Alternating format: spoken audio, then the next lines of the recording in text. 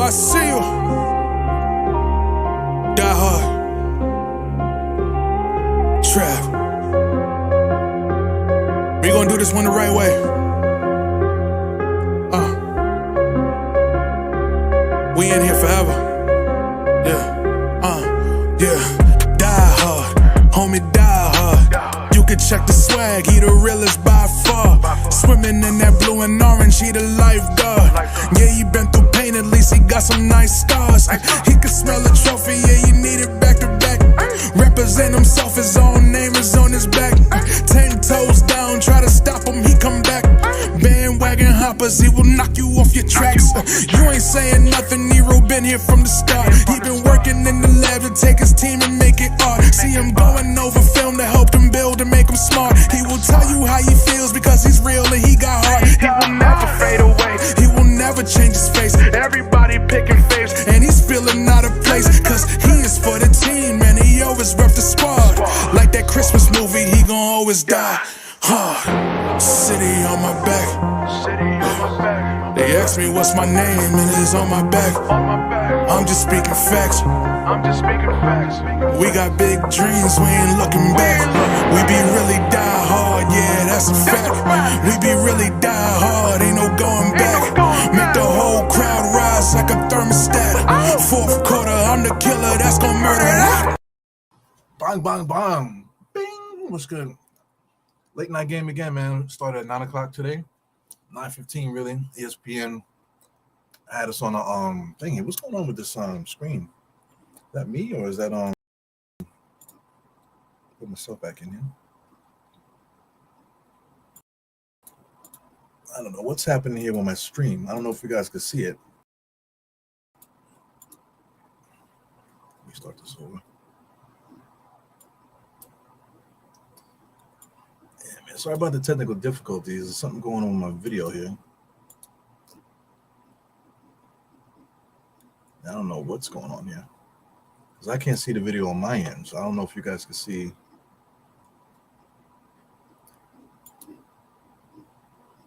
I don't know what happened. Y'all. So me might have to come back into this motherfucker. Let me know if you guys can hear me, or you can see me. Let me know if you can see me. For some reason, I can't see myself on the screen here. It happens. Late at night, Melon wanna have his issues starting the damn stream.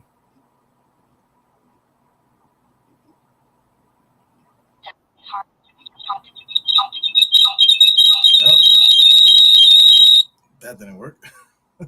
So I'm gonna have to start this over, guys. I'm gonna have to exit out and see what the issue is here. So I'll be back in a few seconds. Give me a second.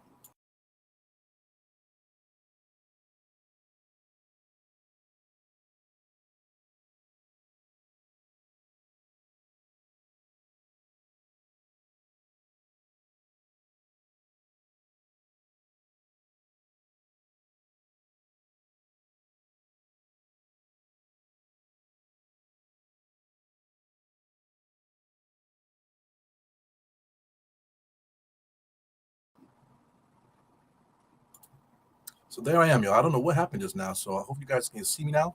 Definitely some issues going on with the app. I don't know what the fuck, man. This shit is, they be trying to sabotage a kid. You know what I'm trying to say?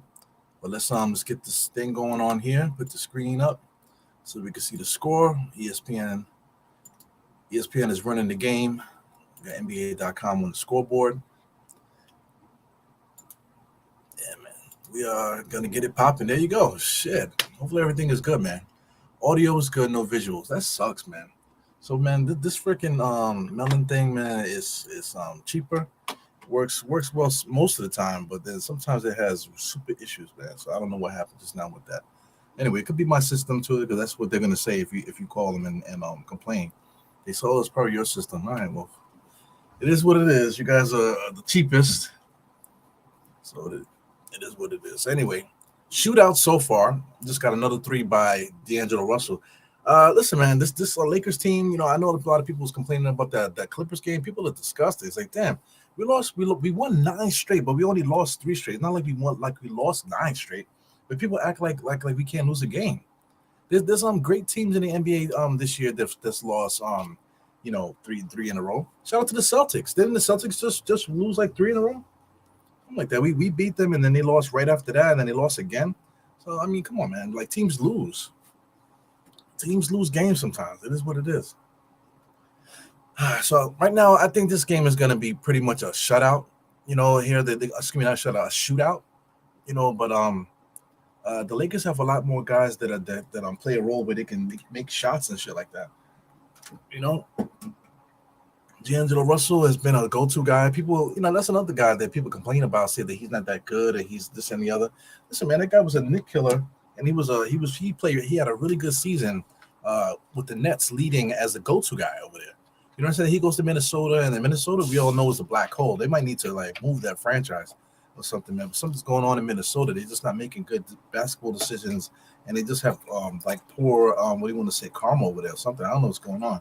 Maybe something having to do with Prince or something. Maybe Prince is the ghost over there, haunting that place or something. I don't know. Just throw it out there. Shout out to Prince, King of Minneapolis, Minnesota. But that franchise sucks. So he got pulled into that. So now with the Lakers again, now everybody, wow, look at D'Angelo Russell. He been there. He been that guy for a while now. Here he goes coming up the court here, looking like your like the next door neighbor. Right? He look like a tomboy from next door. Like the girl next door, D'Angelo Russell. Weird looking dude now. 113 to 111. Let me get the screen going. We're rocking with ESPN. ESPN never has any problems with the stream. So shout out to ESPN. Whatever ESPN is doing with the stream or whatever, MSG Go needs to figure that out. Because every night, what's the name? MSG Go has problems. ESPN is freaking flawless. Shout out to TNT too. TNT is also flawless. So the Lakers right now, just run and gun, man. It's going to be a run and gun show. It looks like the Lakers are not going to play too much defense. I know they got Anthony Davis there. They got Vanderbilt, who's good too. Vanderbilt's really a small forward, and they got him playing. He's more like a point forward, I should say. Even take it a little further, man. But they're using him as a power forward. He's a good rebounder. Good defender too. Here goes RJ posting up here, and they're going to him as a go-to guy. And right on cue, Anthony Davis knocked that shit into the universe. And I just said they had no shot blockers.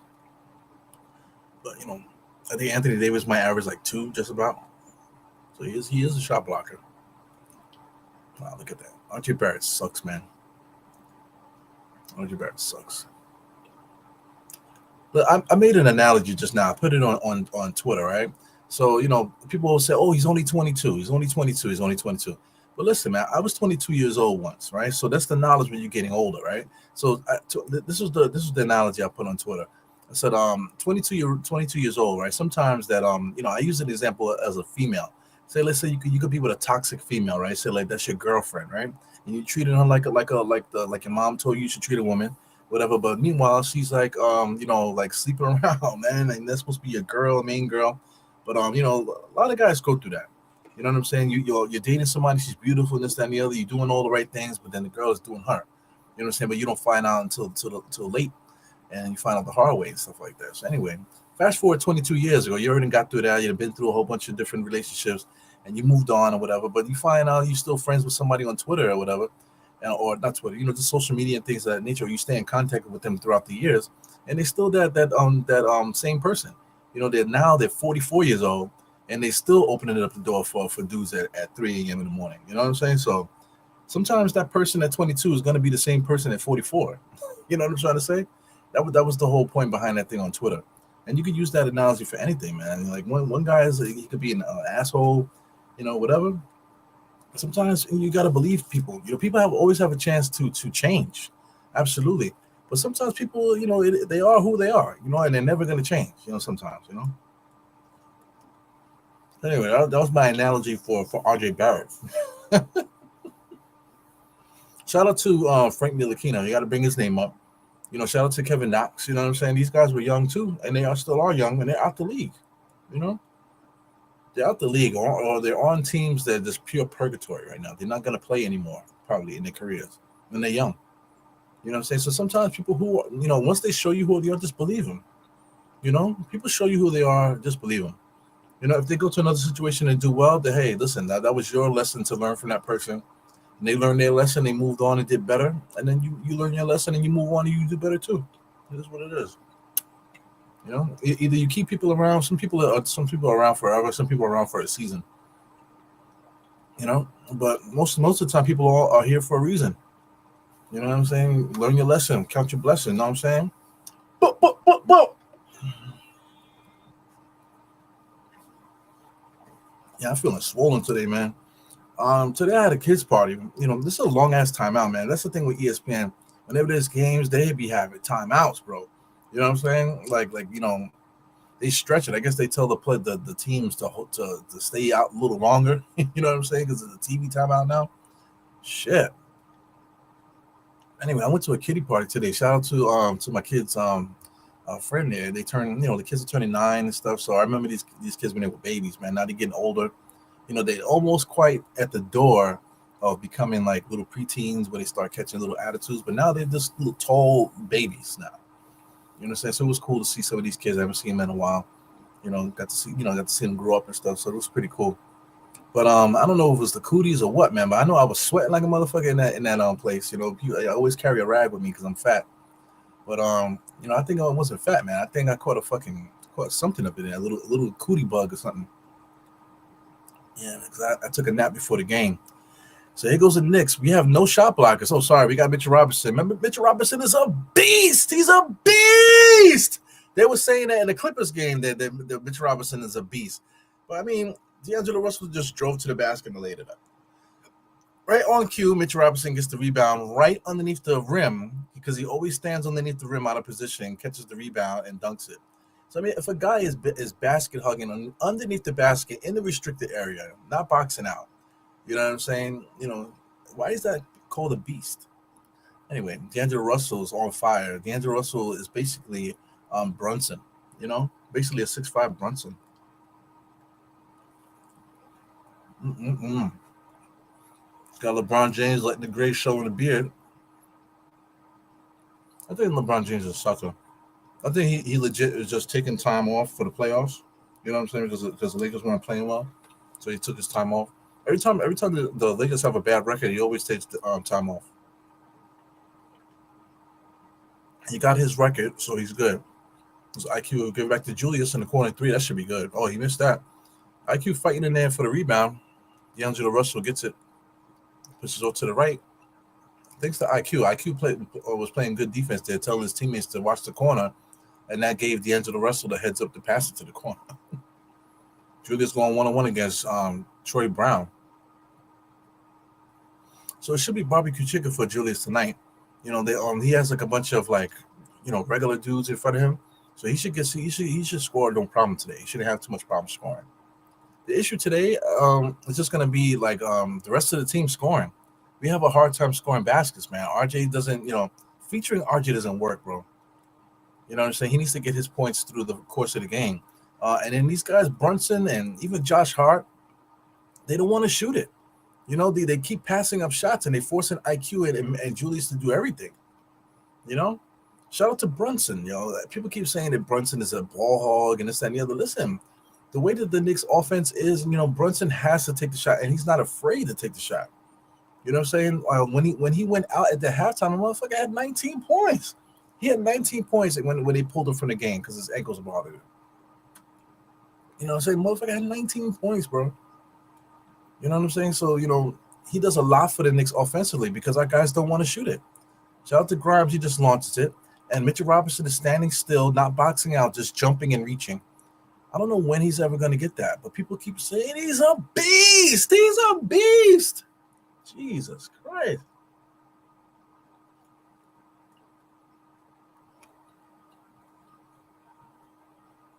Here's the thing.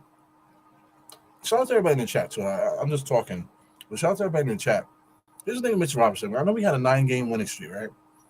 So just coincidence, I think it happened, right around the time when he came back, right? So did we go on a 9-game winning streak because he came back? Here's the thing. We went on an 8-game winning streak before, early in the season. So we had two decent winning streaks this year, 9 and an 8. right? In that first winning streak, how many games did Mitchell Robinson play in that streak? Ooh, ooh, ooh.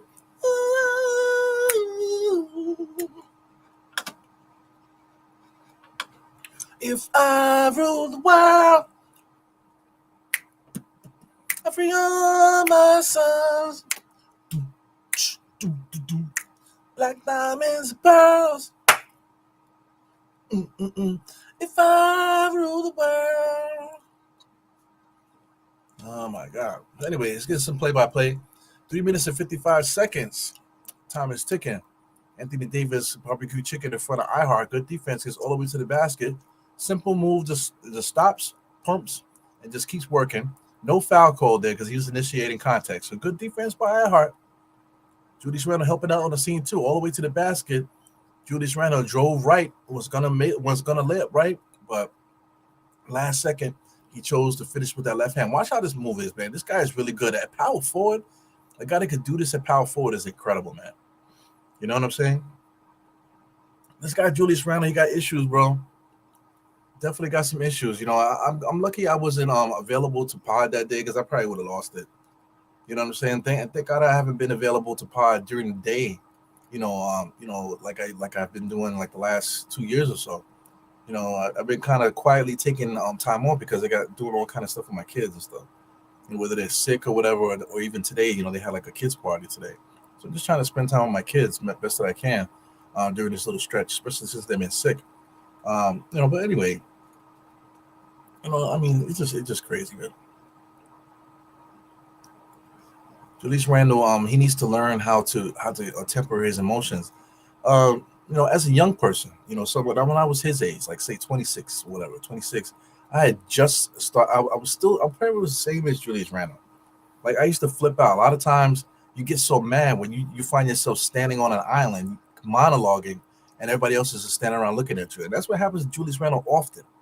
You know what I'm saying? So, you know, I wish I could have a conversation with him. You know what I'm saying?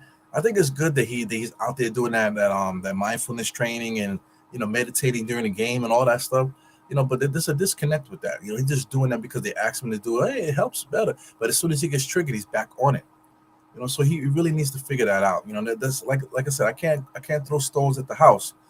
You feel me? Because at the same age, I was that guy. I was that guy. Here's another thing too, man.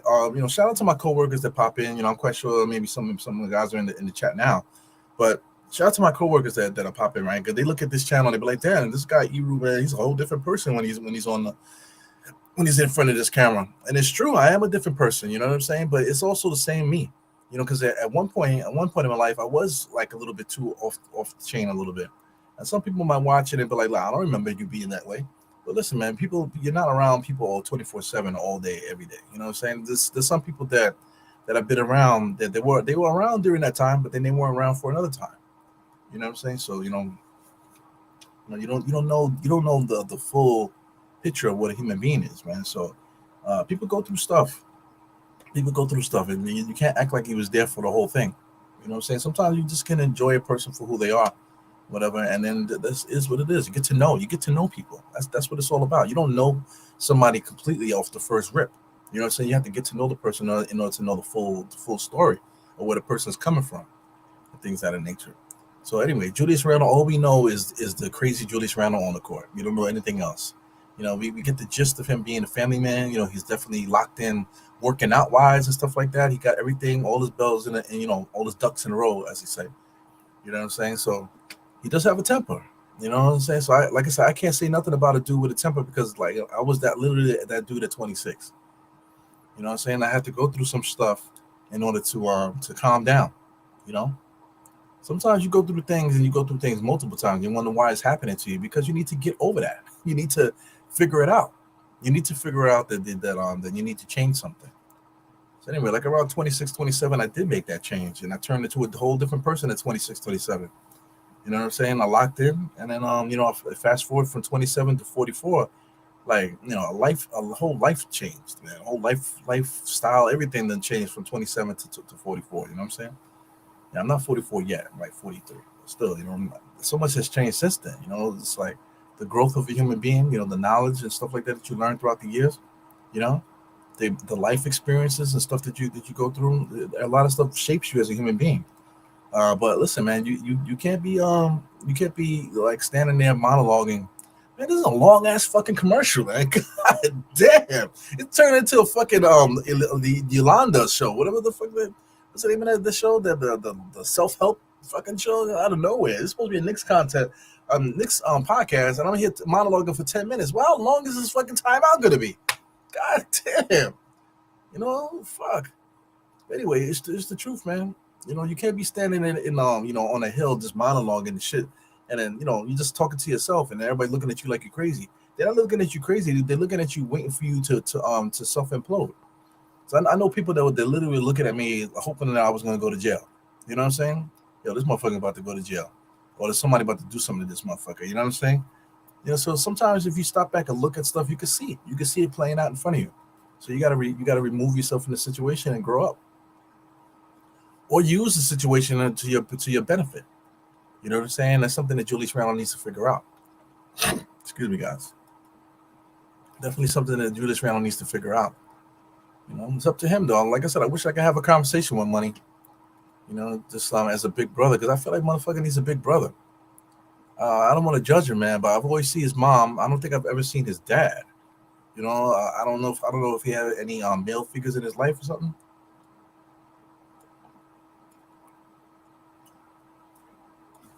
That's another thing too. Sometimes guys with money, we see it with this generation a lot.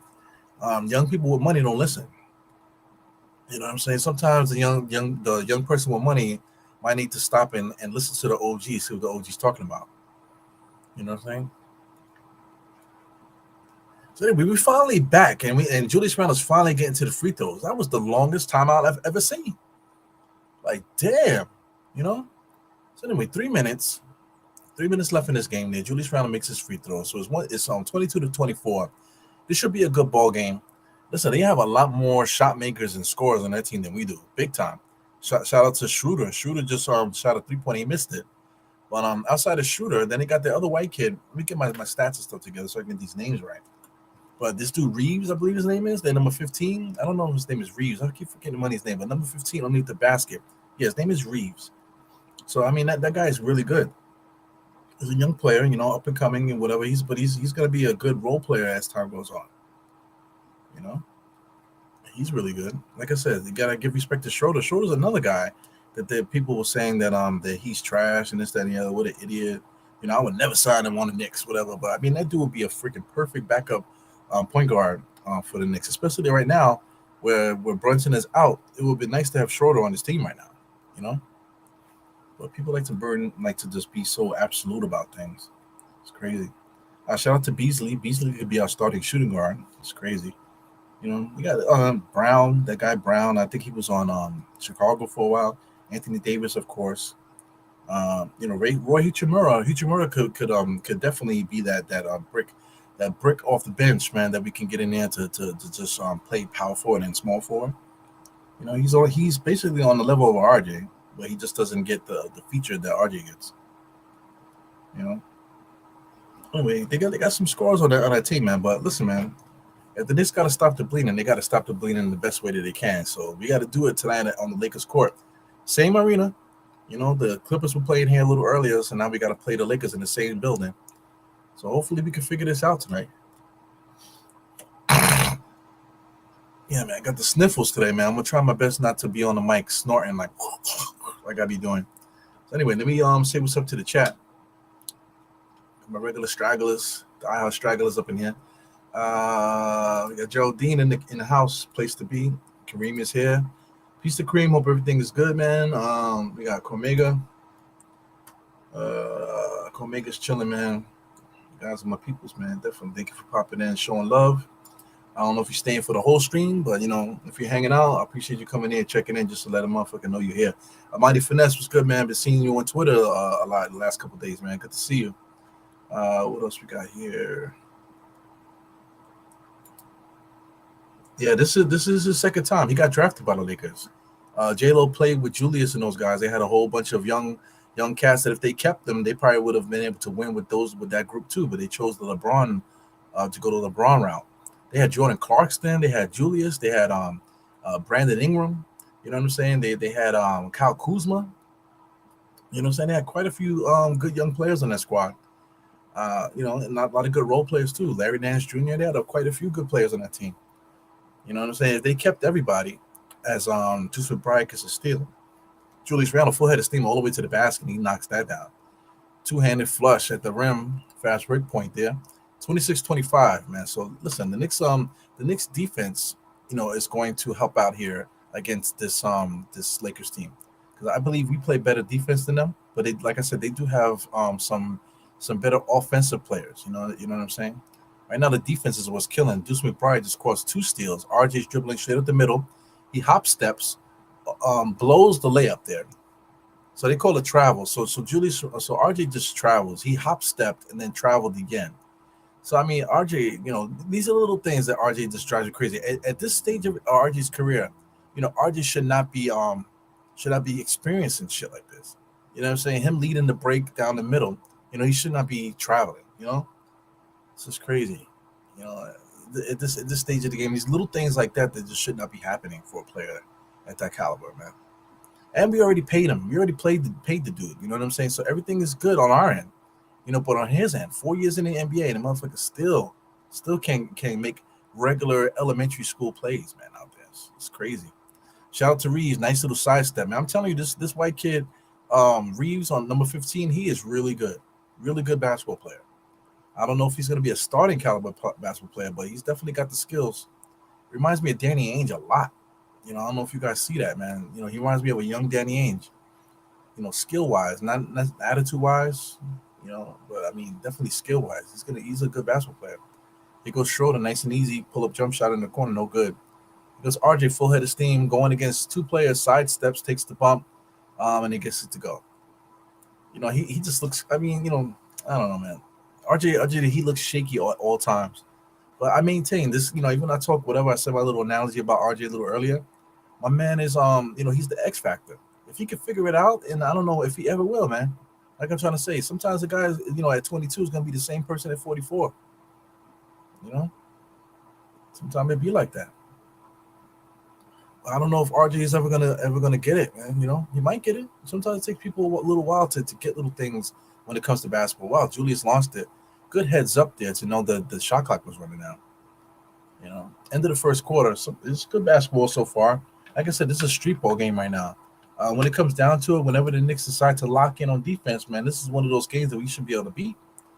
That I'm just watching the energy of the game. If we can keep these guys where they are, where they're not really confident shooting, it's just J Lo. Shout out to Anthony Davis. Those guys are scoring, but we got to keep them at their averages, not let them get crazy. If we could do that and play our defense, and then just instill our will in the game, we should be fine. We should be able to win this game, even though it's on the road, even though it's against the Lakers. We should be able to beat them. We'll see. We'll see. We'll definitely see. Yeah, man. RJ's too stiff. I mean, there's a lot of things going on with money. But the thing is, like he's, he's being coached by Lee Hanlon. I think that is the wrong coach for him. Because he's like a robot, very methodical. He doesn't have any creativity to his game. So then he's working with a dude that specializes in being methodical and having no creation in your game. You know what I'm saying? He specializes in pro style basketball where you do all these jab steps and pause, shift your body and to stab dribble and all this bullshit. You know what I'm saying? He's one of those guys. So RJ plays like that. RJ literally plays the way that Lee Hanlon coaches. You know what I'm saying? So it's a cultural mistake there. You know what I'm saying? It's like you go to Lee Hanlon if you don't have the basic what do you call fundamentals. If you don't have basic fundamentals, you go to Lee Hanlon. But if you don't have the basic fundamentals and you go to Lee Hanlon, you're not going to learn anything except you know jab steps, pause, spike dribble, and it's just crazy. Shift, body shift, pause, shift again, come up, fake it, pause it, hold it, bring the ball up. Get the fuck out of here, man. I just don't get it. Much respect to him, man. Like I said, because he does something, he has a skill, but he has a specific skill that's only for certain players. Like if you need to learn the fundamentals, you go to Lee Hanlon. But if you want to learn how to play basketball, you don't go to that motherfucker. You know what I'm saying? You don't go to that cat. Anyway, so I say, even you've been MIA. Glad to see you. Yeah, man. I've been MIA for a while. Like I said, it's been rough. Like I said, my kids have been going crazy with the, with their little problems and the, medical problems, man, and stuff. So we're trying to get the kids together. Today was one of those days where like I said, we had like a little uh kids birthday party. So the kids got a chance to be kids, and release themselves a little bit. So that's pretty cool. But I ended up getting cooties. Fuck, man. So I feel good now, but like, a little earlier, man, I wasn't feeling too good. So I had took a nap before this game. I feel good now, but I mean, I had the fucking cooties, man. So it's something, man. And then outside of that, you guys know I work a lot of fucking hours at work, man. 12-hour shifts. Shout out to Josh Hart. He gave credit to he said, listen, man, we ain't tired. The guy that's working 12-hour shifts is tired. Motherfucker, you ain't never lie. I'm exhausted. You know what I'm saying? Imagine doing that, trying to manage your family and still trying to work out and get your shit together. I'm surprised I didn't have fucking what did they call it, shingles or something, man. The way I be working out, my nerves was all fucked up. I can't imagine that. I can't believe that. Maybe matter of fact, that's the reason why I probably keep getting these little sniffles and cooties all the damn time. My immune system is probably compromised. I'm not sleeping, and I'm doing a lot of shit, man. I'm doing a lot of stuff is on my plate. Shout out to my wife, man. My wife is doing a lot of stuff too, man. But thank God we're blessed enough where I'm the one that's working, and she could be home taking care of the kids, man. So that's the life. You gotta do what you gotta do. So when guys talk about, oh, you don't know what these players are going through, man, fuck that shit. Okay, fuck that. No shit right there. I don't want to hear about the hardships of $1 million NBA basketball player. Fuck that. Okay, because they don't want to hear the hardships that a motherfucker like me is going through. You know what I'm saying? Or a motherfucker like you is going through. So miss me with the bullshit. You know what I'm saying? So anyway, good the offense there. Like I said, it's definitely a street ball game. So enjoy it. Enjoy the back and forth. It's gonna be like we're playing at West Fourth or playing over there in what's it called? Oh, good steal by Deuce McBride. Comes in there and finishes it with two hands. I forgot he could jump. So three steals here, or two steals and a deflection. For Deuce McBride since he came in here, he's definitely been a catalyst for us keeping this lead here, 6-point lead. So I mean, what do you call I was gonna say Santa Monica, but it's Venice Beach. Shout out to Venice Beach, man. I don't know if you guys ever been out there to play basketball. I've been out there, as a fat boy. Didn't get a chance to play. But one of these days, man, I hope to go there and call Knicks. That would be so cool. It was RJ crossing over stutter steps, grabs the ball there, and he lays it up. No, he misses it.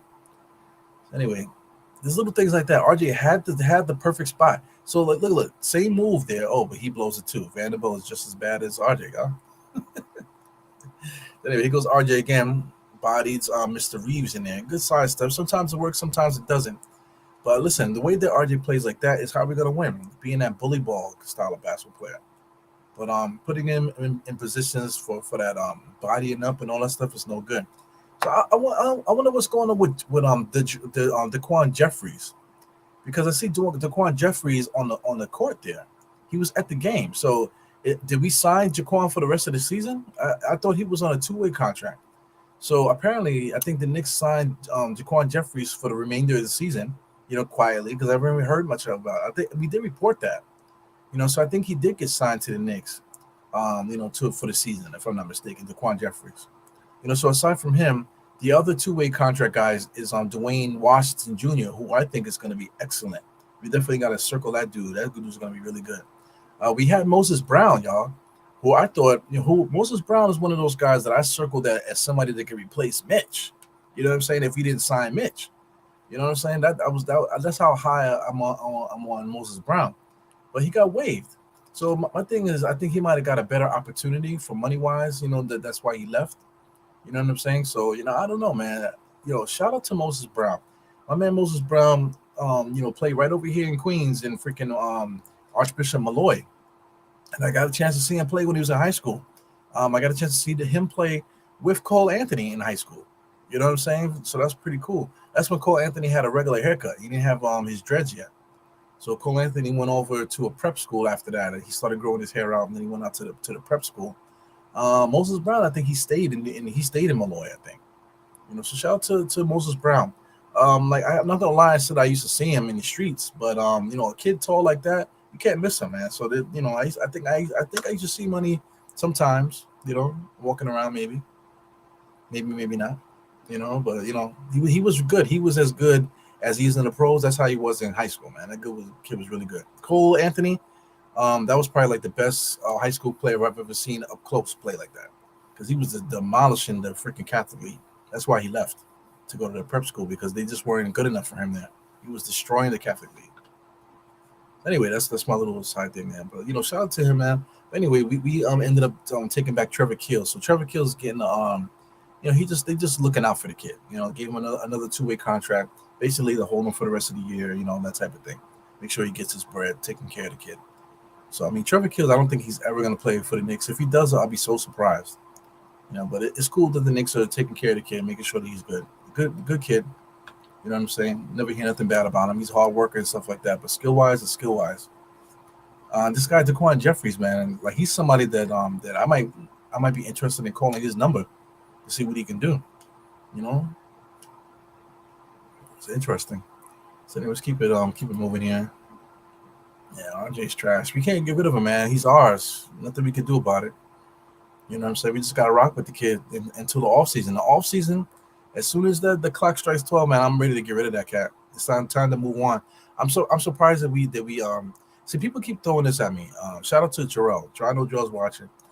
So Jarrell hit me with the same shit with Daniel Jones. So it's better to sign him now, because if he come back and plays well, then we have to pay him more. Okay, that's cool. So there's the same situation with Julius. We could have paid him more, but we ended up paying him on the low. So Julius is on the Knicks at a discount, which we have to say that. We have to acknowledge that. Brunson signed here on a descending contract. People say that he got paid too much. I didn't realize it was a descending contract. I thought it was a ascending, meaning that the price goes up, but the numbers actually go down. So Jalen Brunson is on the best contract in the league right now. Shout out to Mitch. Mitch is on a decent contract, and he's also on a descending contract too. So he got one of the best contracts in the league also. But RJ, there's nothing that RJ's done, that warranted him to get that payday early. So you take a gamble. You say, okay, listen, let me try to sign him now, that way you don't have to pay him more later. But right now, the way RJ's playing, I wouldn't even sign him to the contract that he's playing on right now. But even though I say that, we're gonna have to figure out something, man, because this motherfucker, I think that, I think RJ needs to be replaced. Period, man. Let him, the major thing for them to do is to trade him to the Pelicans and get Brandon Ingram over here. I think Brandon Ingram over here being Brandon Ingram is not even all that good either, but he's better at doing what we need RJ to do. Obi Toppin good moving when I want the ball, and Hartenstein find him. So listen, Hartenstein hasn't been able to get off his passing skills. That was the first time I've seen him do that in a while. Shout out to people that say, "Oh, I watch games." Listen, I do a fucking watch along. I know what these Knicks do. But shout out to iHeart, hasn't been able to really make those decisions there, but he was able to get what's the name, Obi Toppin there, wide open. It looked like it might have been a pseudo set play there. So that's something that's good. We got to get Obi Toppin moving without the ball, man. Offensively, there's ways to get Obi Toppin involved, but we need him to contribute defensively and rebounding wise, and he just doesn't have it. So that's the problem. Offensively is not the problem with Obi; it's just everything else. Anyway, here we go. You got Schroeder all the way to the basket, kicks it out to Vanderbilt. These shooters stay open, right? Look at Reeves, wide open. You can't leave NBA players open like that, catch and shoot like that. You just can't do it. Reeves is good. But Josh Hart refused to call his old number. I mean, Obi Toppin just got a transition 3-point shot. So listen, those that talk about Davison, we need to get Davison, Obi Toppin back. See, Obi Toppin's not that guy. He's not the Davison player, but he's an offensive player. There's a way to get him involved in offense. But listen, man, for a guy that just plays offense, it's hard to get somebody to call plays for a dude that don't get no rebounds and don't play defense and doesn't do anything else. It's very hard to keep calling plays for a guy like that. See, watch this play. Anthony Davis spins there. Obi Toppin had all the time to get up there to block that shot, but he didn't do it. You know what I'm saying? He doesn't have the strength to get up there to attack Anthony Davis. So, it is what it is, man. So Obi Toppin, for people that like to cry and they bring the Cam Reddish thing up, I'd like to hear what Obi got to say. Listen, man, Obi don't rebound, and he's weak. So like if we want to feature him to get him 20 points per game, we could do that. Same thing with Cam Reddish. But shout out to Cam Reddish also. He as a starter with the Knicks, right? I don't have the numbers exactly here, but I think he played like 8 to 9 games as a starter. Averaged 28 minutes per game. This is off my head. 1 rebound, 1 assist per game in 28 minutes. 10 points though. He averaged 10 points in 28 minutes, but got 1 rebound and 1 assist. How can you justify playing a guy major minutes if he's only giving you one rebound and 1 assist per game? You know, that's the problem. That is the problem. You cannot justify a dude just because he can score, but he's not giving you nothing else. You have to contribute to the basketball game. You have to be better. Obi Toppin, if Obi Toppin got the major minutes, man, I think the dude could possibly get you like close to 20 if we featured him. You know what I'm saying? But then he would be averaging probably like 3 rebounds per game, no assists. It's crazy. Just now he just shot a shot just now. And then he won. Obi Toppin won in the alley oop just now. I don't know if you noticed that. He pointed to the sky. He won in the alley oop just now. The motherfucker is wild. He's wild crazy. There's RJ dribbling. Dribble. Obi Toppin was wide open. RJ got stripped. And the referees bailed him out. But Obi Toppin is wild. He literally pointed to the sky for alley oop. I don't know if you guys got the rewind. Hit the rewind button on your TV. And peep just now that during that little segment there, Obi Toppin pointed to the sky for an alley oop, but he clearly had two defenders in front of him and one of his teammates.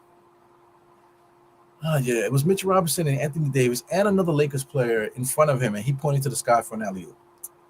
So I mean that's where the problem lies right there. So anyway. Is LeBron on the sideline on the side watching the game on his phone? Is that allowed? Yeah. So soon these guys are gonna be doing podcasts on the side, right? Because Reed's coming across the timeline. All the shit I'm talking. The Knicks are up 44-36. Anthony Davis, he's in the pinch post here, being guarded by Mitchell Robinson. Mitchell Robinson is guarding him as if he's guarding a point guard. That's how the NBA is now. D'Angelo Russell and the other pinch post able to pump and dump and get a nice little shot at the rim there. Good basketball player. And D'Angelo Russell, I would love to get D'Angelo Russell on the Knicks, man. Just a very smart basketball player. Obi Toppin swept his legs from underneath him. Just not paying attention. D'Angelo would be nice with Jalen because both of those guys, demand the ball, so they could take turns playing off the ball and on the ball. So that would have been a good pickup. But D'Angelo Russell's trash, so I would never get him on the Knicks, right? That's what people say until they go to another team and do well. And then they're like, oh, man, the Knicks need to get somebody like D'Angelo Russell. Yeah, I heard you. Because RJ kick it out to Obi. Obi's just been in a black hole. You're going to talk about a guy chucking just now. Look at Mitchell Robinson. Loses the ball underneath the basket. So what did they call? Nope. So Mitchell Robinson got the rebound, bounced it on the floor, then went back up and lost it. Because he has no big man skills. And I'm trying to tell you, they do not practice that with him. They do not practice big man skills with Mitchell Robinson. So I don't know if it's the Knicks' fault or if it's Mitch's fault. But I think it's a mixture of both.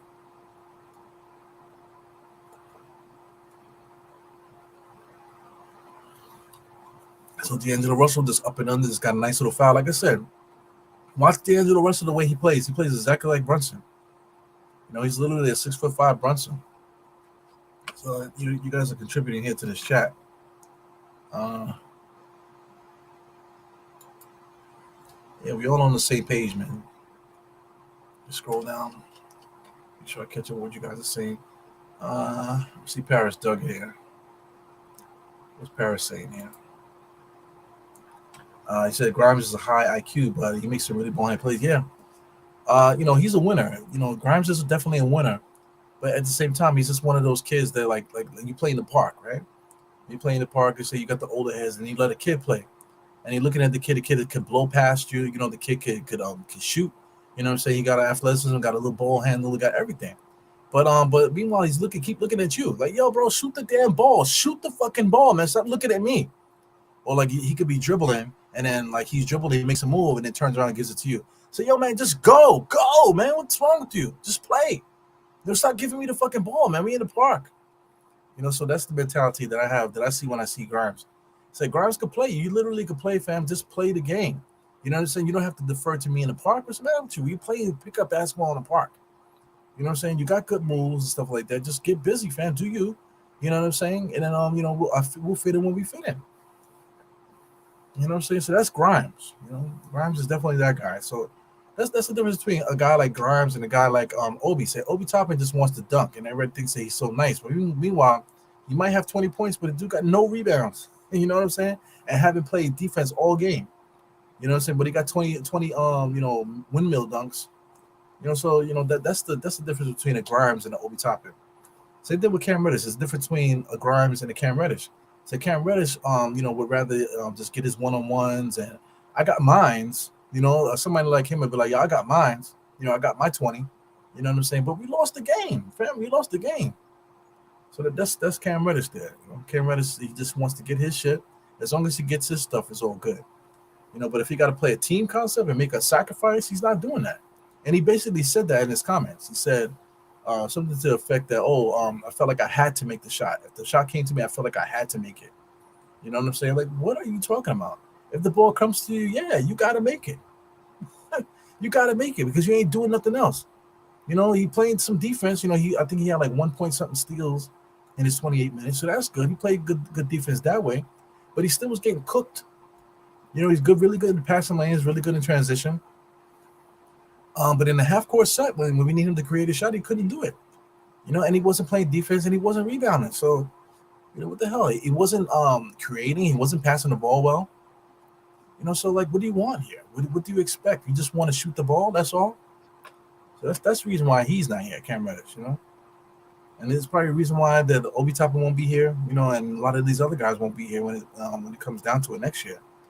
We'll see, man. I really, our young guys, you hope that Obi Toppin can figure it out. You hope that he can get to that next level. You know what I'm saying? You hope that RJ can figure it out.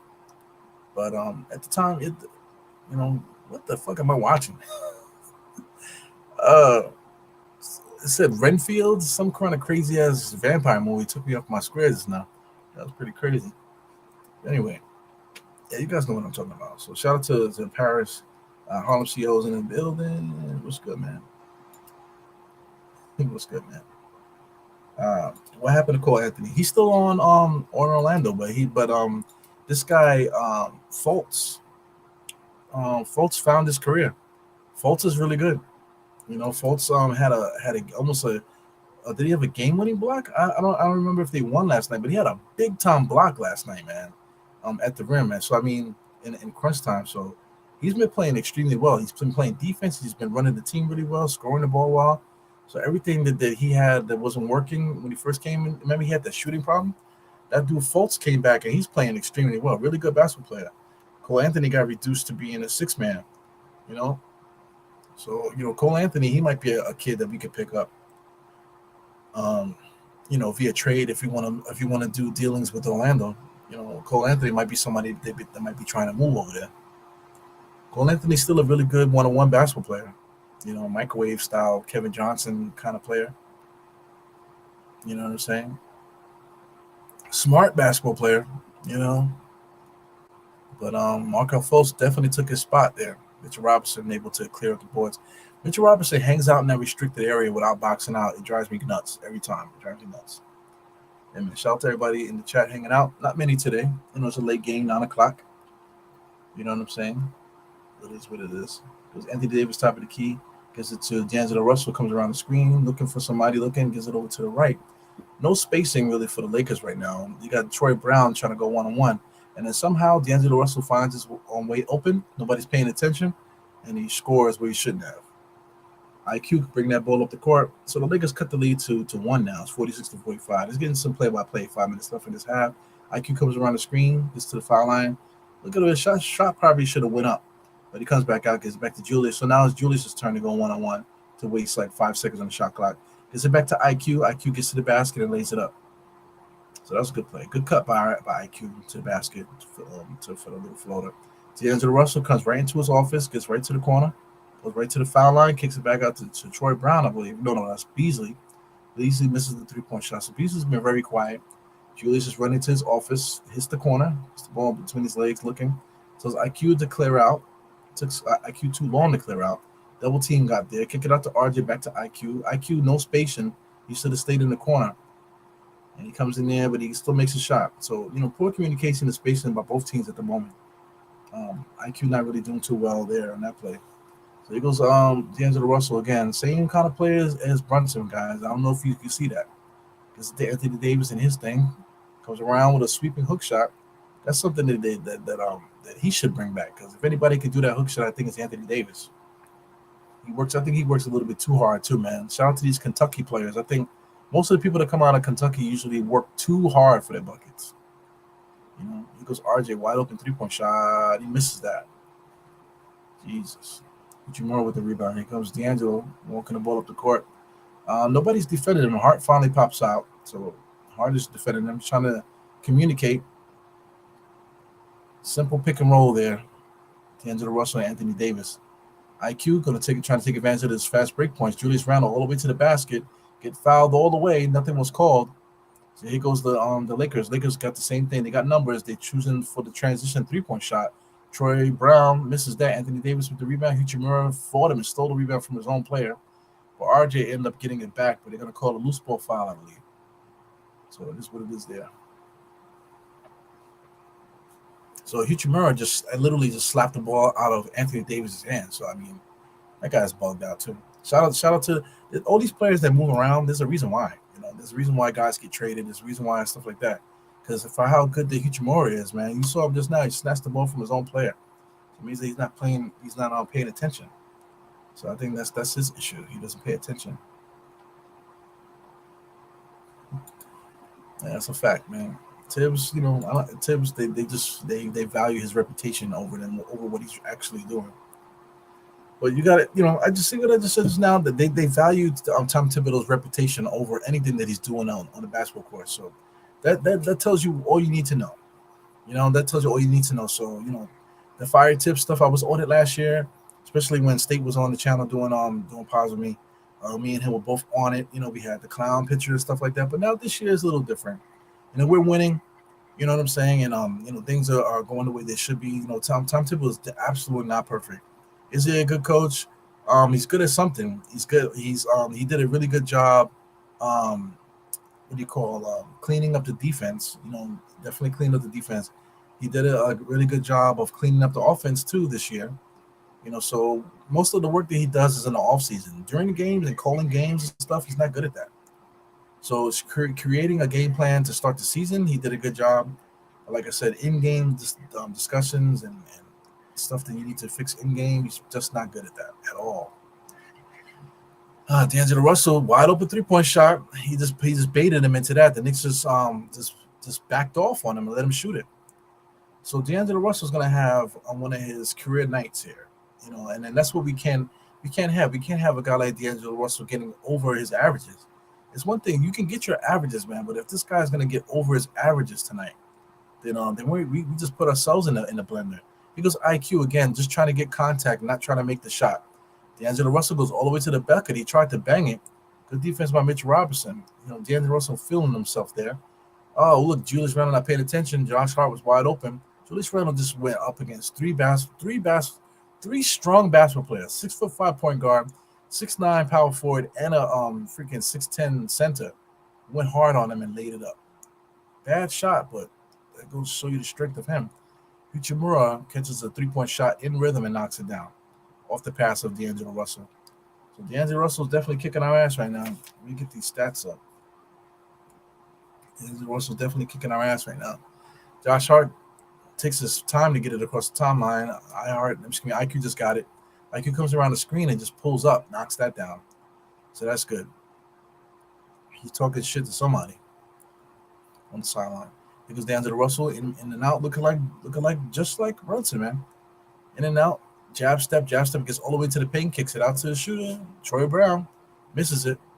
Julius Randle with the rebound, doing way too much. IQ just released. Julius Randle, full head of steam, man. Wow, big time player, man. No defense by the Lakers, but it's giving Julius Randle some confidence. You see him making this stanky face out there. It's definitely like a pickup game. Anthony Davis is Mitch Robinson is giving him the baseline. Anthony Davis took it. Nice little move there. Come right up and lay it up right on Mitch Robinson. Mitch Robinson was asleep. Poor defense by Mitch Robinson. Fell right into his player's plan. So they call no shot foul on the ground. No shot foul on the ground. Yeah, so IQ just made a shot there. IQ is asking for continuation, but IQ is not trying to shoot it. IQ is trying to get the contact. So look, IQ is dribbling, looking for contact, takes the contact, and then he wants the continuation. No, no, no, no, no. That's not how it works. Go for the shot. You know what I'm saying? That's how you're gonna get your continuation. Excuse me. Julius Randle, interior pass to Mitchell Robinson. Mitchell Robinson blows it. So Mitchell Robinson, the beast, is not playing well right now. Shit, I got something stuck in my finger just now. And it ends up in a fast break point there by the Lakers. So Mitchell Robinson, the beast, is not playing particularly well today. IQ on the inside again, looking for the contact rather than the shot. So foul on the ground. I don't know if they call it on IQ there. Again against the player that's defending IQ, or they gave the foul to Julius. So Julius, okay, so the foul is on Julius. Did you see that rebound? Nice big one-handed rebound in traffic for Julius Randle. So right now, Julius Randle has definitely got the positive vibes going his way. So Julius Randle, is he about to miss both free throws? It's a spoiler because I'm a little bit behind on the stream. So I'm at the 27-second mark. He's at the free throw line. Does he miss both? He misses the first one. So I think he misses both, according to what's happening here. So listen, we had halftime, man, but I got to finish this half. So I still got 27 seconds with Julius Randle shooting that 3-point. Excuse me, the free throws right now. Sorry about that. Julius Randle is at the free throw line looking to get the next one. So he's definitely missing this one according to what the scoreboard looks like. So he gets it up, and he misses the second one. Gets his own rebound. Okay. Fighting. Julius Randle looking. Still in the paint. That's 3 seconds. Good defensive play by Anthony Davis. Comes all the way full court. D'Angelo Russell. So the fast break points are pretty up in this game for the Lakers. So I can't wait to see those stats in the halftime report. But here goes IQ. The Knicks are going to score a 3-point bucket here to finish the half. So here goes IQ all the way into the paint, kicks it out to Julius. There goes a 3-point shot. And there he goes. So the guy misses 2 free throws, nice and easy. But then now he's gonna get so happy that he made the 3-point shot, So he goes D'Angelo. No, that's Mr. Millie Beasley all the way at the foul line was able to get that shot up. So right off the bat, man, there's a couple things that I want to say about the starting lineup, man, that we got to be very careful. But the tail of this game is 23 points for D'Angelo Russell. We'll talk about that in a second, man. But we're at halftime officially.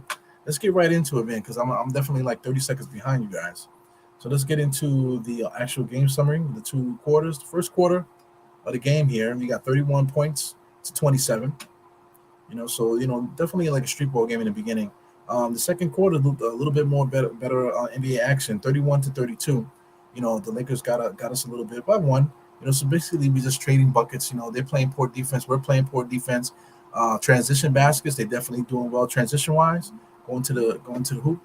Knicks are making a lot of mistakes to causing these transition plays. The Lakers are not going to get a lot of credit for steals, because the Knicks are literally just making bonehead plays, and that's what's causing these fast break points, man. So it is what it is. 31 to 37 first quarter, 31 to 32. Let's minimize this. Let's take a look at the actual game charts. Game charts. What you're gonna do? Shot chart today. Knicks on the left. This is typical Knicks shot chart. A lot of transition threes you can see. There's not a lot of corner threes. Not a lot of corner threes because the Knicks have been going up and down today. A lot of transition baskets. A lot of 3-point shots at the top of the key.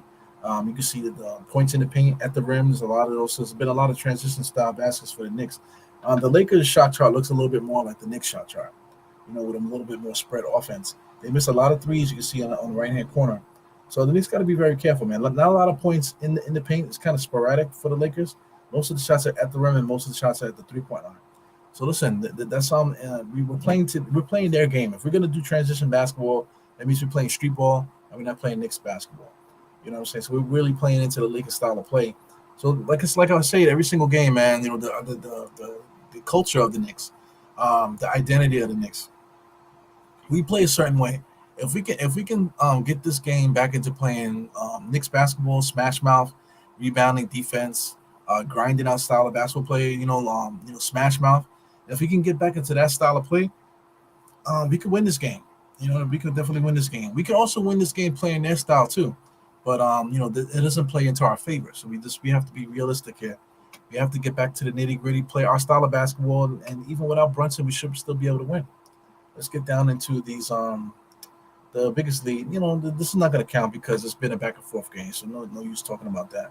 Rebounding wise, the Knicks are doing well, 25-19. Assist as usual. The other team got more than the Knicks, 6-14.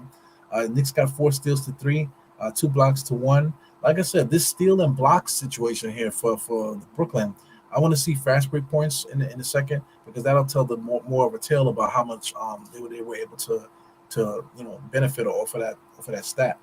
6 turnovers for the Knicks. There you go. Knicks don't usually get a lot of turnovers, man, but 6 turnovers in the first half is kind of a lot for the Knicks. 4 for the Lakers. 51-54, good shooting game for both teams. Knicks are shooting 31% from three. The Lakers surprisingly shooting 41%, 78-50 on the free throws. All right, let's look at the points in the paint. So points in the paint, Knicks are winning 32-28. Fast break points, Knicks are also winning 13-11. So that's interesting. Second chance points, 9-6. So usually I say if we win 2 of these categories, Knicks should be able to win. This year that hasn't been the case, but right now we're winning in all 3 categories. So points in the paint, second chance points, and fast break points, we're winning in all 3 categories. So now it just comes down to hero ball. Now, if the Knicks are winning these 3 categories, we should win. But if we're losing, it's because we're allowing certain players to play hero basketball. You know what I'm saying? So D'Angelo Russell is definitely doing his big impression hero style. I can deal with what Anthony Davis is doing, but what Russell is doing, 23 points at the half, he can't get 23 points again. So we can't have a D'Angelo Russell getting 40 something on us. Borderline 50. We can't let D'Angelo Russell get 50 points on us tonight, man. So what I'm saying? That we're not playing defense.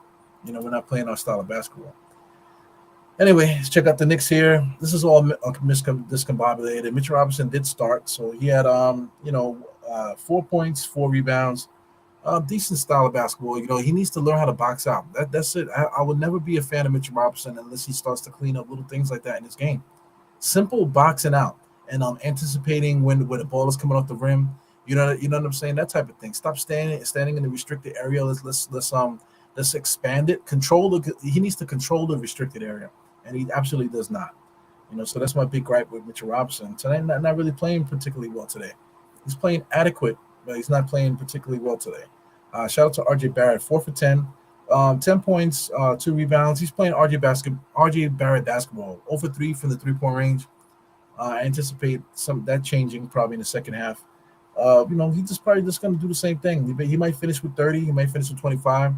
You know what I'm saying? But regardless if he gets 25 or 5 points, it has no impact on the winning of the game. That's just the way that RJ Barrett plays. It's crazy. So Julius Randle, 8 for 14, definitely feeling it, man. 25 points at the half. That's incredible. Kicking ass, man. 8 rebounds, 2 assists. So Julius Randle literally could finish the game right now. He could just hang it up, and his stats would be good for the day because he got a full game stats in one half of basketball. Quentin Grimes, same thing. Quentin Grimes is just one of those guys that he's never going to have a outstanding box score. For that cliche that people say that, oh man, what he doesn't show up on the box score. Well, that's Quentin Grimes for you. You know what I'm saying? But listen, if you want to make money and if you want to win, man, that guy got to start showing up on the box score, bro. You know what I'm saying? Rebounding wise and assist wise, steal wise, scoring. He's got, especially with Brunson not playing. Who else is going to score? It's got to be Grimes. Grimes has got to be that guy that's going to call his own number sometimes and look to score. But he doesn't do that. So it was crazy. IQ's doing his thing. 13 points off the bench. That's what he does. Flamethrower. 6th man of the year candidate. Josh Hart, played his style also, doesn't shoot it. That's the problem with Josh Hart. Josh Hart refuses to shoot. I just don't get it. Josh Hart is like the ultimate glue guy. He's going to get his rebounds. He got 4 rebounds already. 2 turnovers. He got 1 assist. He plays really good basketball. You know what I'm saying? But the guy just refuses to shoot. Josh Hart can easily get you buckets, but he just doesn't. He's looking to get his teammates involved and looking to play good basketball. He's not looking to call his own number. So that's unfortunate too, man, because we really do need him to score, especially with Brunson out. But he refuses to look at the basket. Ihart did not attempt a shot, but I thought he played pretty good. Rebounding wise, he had a nice little pass. He found Obi underneath the basket. Deuce McBride, 3 steals. They credited him with the 3 steals, and all 3 steals ended up being turnaround baskets for the Knicks during the minutes that he played. So he did play pretty good. In that little stretch. Obi Toppin as well. Scoring the basketball, Obi Toppin is always going to be top notch. Or he just has that thing where I just want to shoot it. Give me the ball. I want to shoot. But the guy got to contribute to something else besides just chucking up shots, man. I know a lot of people don't agree with me with that, man. But listen, if he wants to play consistent minutes, man, especially under Tom Thibodeau, man, just shooting the ball and chucking is not going to be enough, man. He's got to play better basketball overall. Troy Brown's out there starting small forward, definitely mismatched out there. He's been guarding Julius a lot, guarding RJ and Julius for the most part, not really playing particularly well. Same thing with Vanderbilt. Both of those guys have identical stats on that side of the ball. So they're a non-factor at the forward spots. Knicks absolutely can't let these guys score in the second half. We got to keep these guys on zero. That will be the key to the game there. Anthony Davis, he's going to do what he does: 12 points, 5 rebounds, 3 assists, 2 steals, 1 block. That's what he does. When Anthony Davis is on point, that's what he does. You know what I'm saying? So you can't be too upset about that. So if he finishes with 24 and 10 with 6 assists, that's what Anthony Davis does. So I'm good with that. He can get his averages, and that'll be fine. Malik Beasley, 7 points. He's another guy that's a flamethrower that can get crazy. I can see him getting 14 points finishing the game, but anything over that, Nick's got to be very careful. D'Angelo Russell, that's the big one right there. 23 points. I know I mentioned him before. 23 points at the half, man. 16 minutes, 9 for 10, flamethrower, 5 assists, 2 rebounds, doing his best Jalen Brunson impression. But D'Angelo Russell could do that. So let me do that real quick, because a lot of people like to shit on D'Angelo Russell like he can't play. The dude is averaging 17, 3, and 6 this year. As a Lakers, I'm quite sure that went up a little bit. Let's check out his career stats real quick while we're looking here. As he pulls up, I'm just looking at the points per game. Yeah, I might have to scroll it over. Yeah, I'm just looking at the points per game just so we can get a gist of that. Where is it at? Points. There you go. It's actually on the left hand side. So points per game is right here by the minutes. So look 17, 16, 17, 18, 19, 23, 21. Golden State, he had 23. Brooklyn, he had 21, 15. I mean, so the guy can put the ball in the basket, okay, consistently over at least 16 points per game throughout his whole career. What is he averaging? So this is NBA.com. They don't really do a good job displaying stats. But they should be the go-to as far as stats, but they're not. So what is this? No, they don't show the average for his career. Anyway, you can just put it together looking at it. He basically is averaging about 16, maybe 17 points per game for his career. Assist-wise, definitely always in the sixes, man. Look at it, 6 this year, basically 6 last year, 6, 7, 6 basically again in Minnesota, 6, 6, 6. So he's been averaging about 6 assists per game. So 17 points and 6 assists per game. That's really good. Still getting you a steal per game also. Shooting the 3-point shot well. You can average that out. He's shooting about 35% from 3 for his career. Attempting about 6 or 7 threes per year, making about 2, almost 3 per year.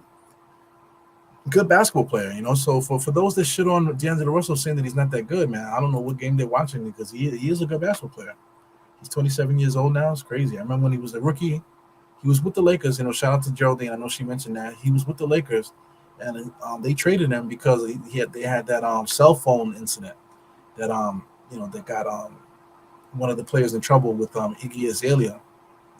They're supposed to get married, and she called off the wedding based off of some things that were happening in the locker room. It's crazy. It is what it is, man. Anything else we need to talk about with this box score? No.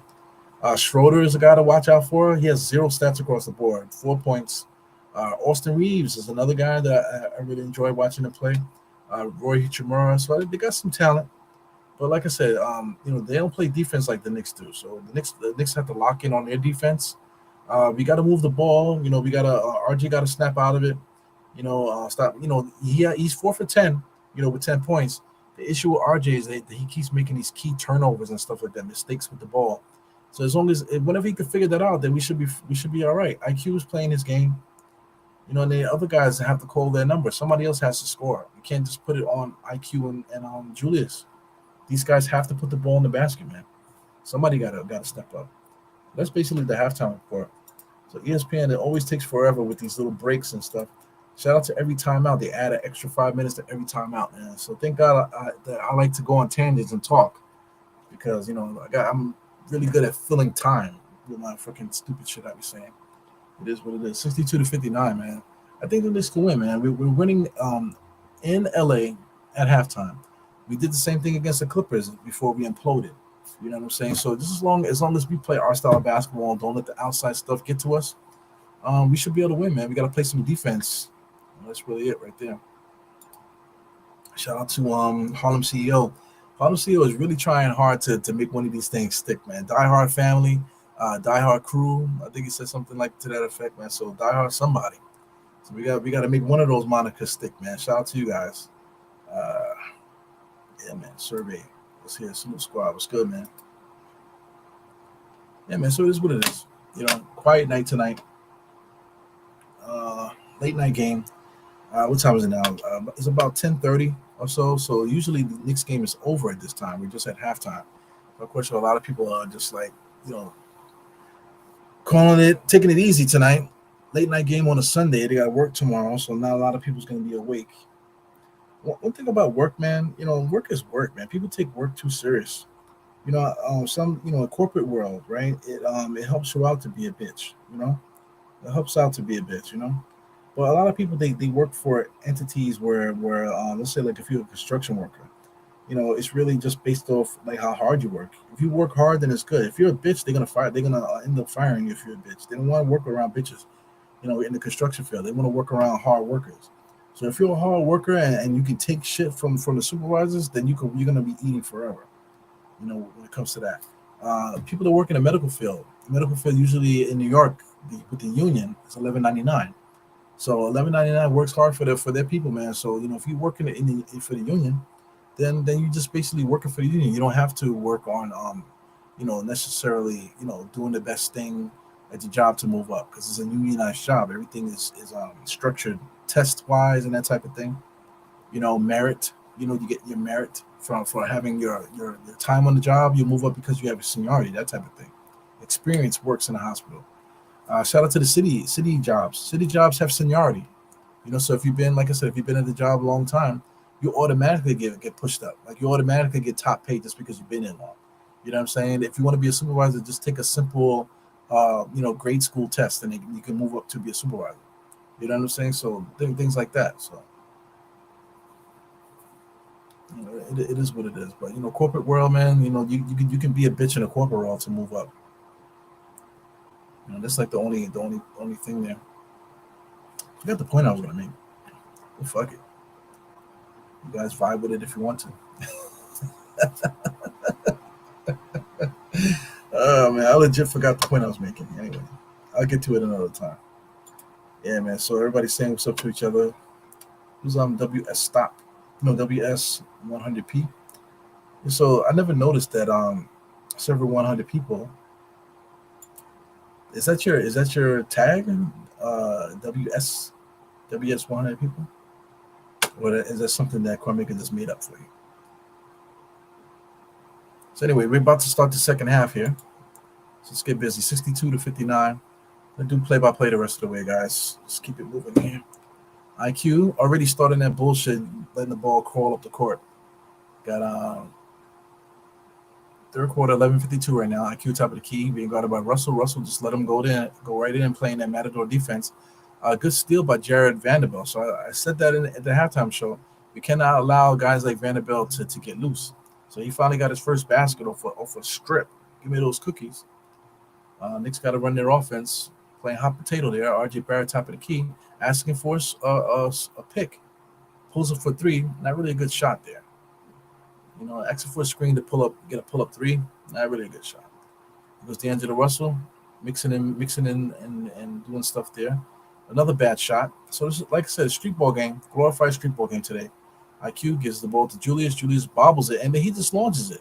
He didn't even get the ball in his hand all the way, and he launched the three-point shot. Misses it, of course. So here we go. This is just street ball here. Vanderbilt got the ball full court. D'Angelo Russell with a nice pick and roll there. He totally lost the ball. He had no idea where that ball was coming from. Julius Randle calls his own number, gets a nice little dunk. And they called a foul, man. These refs suck.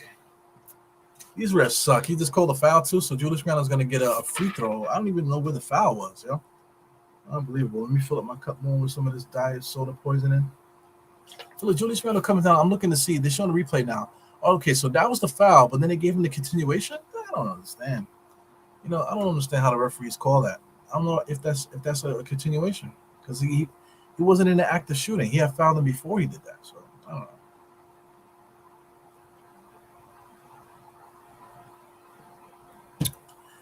Whew.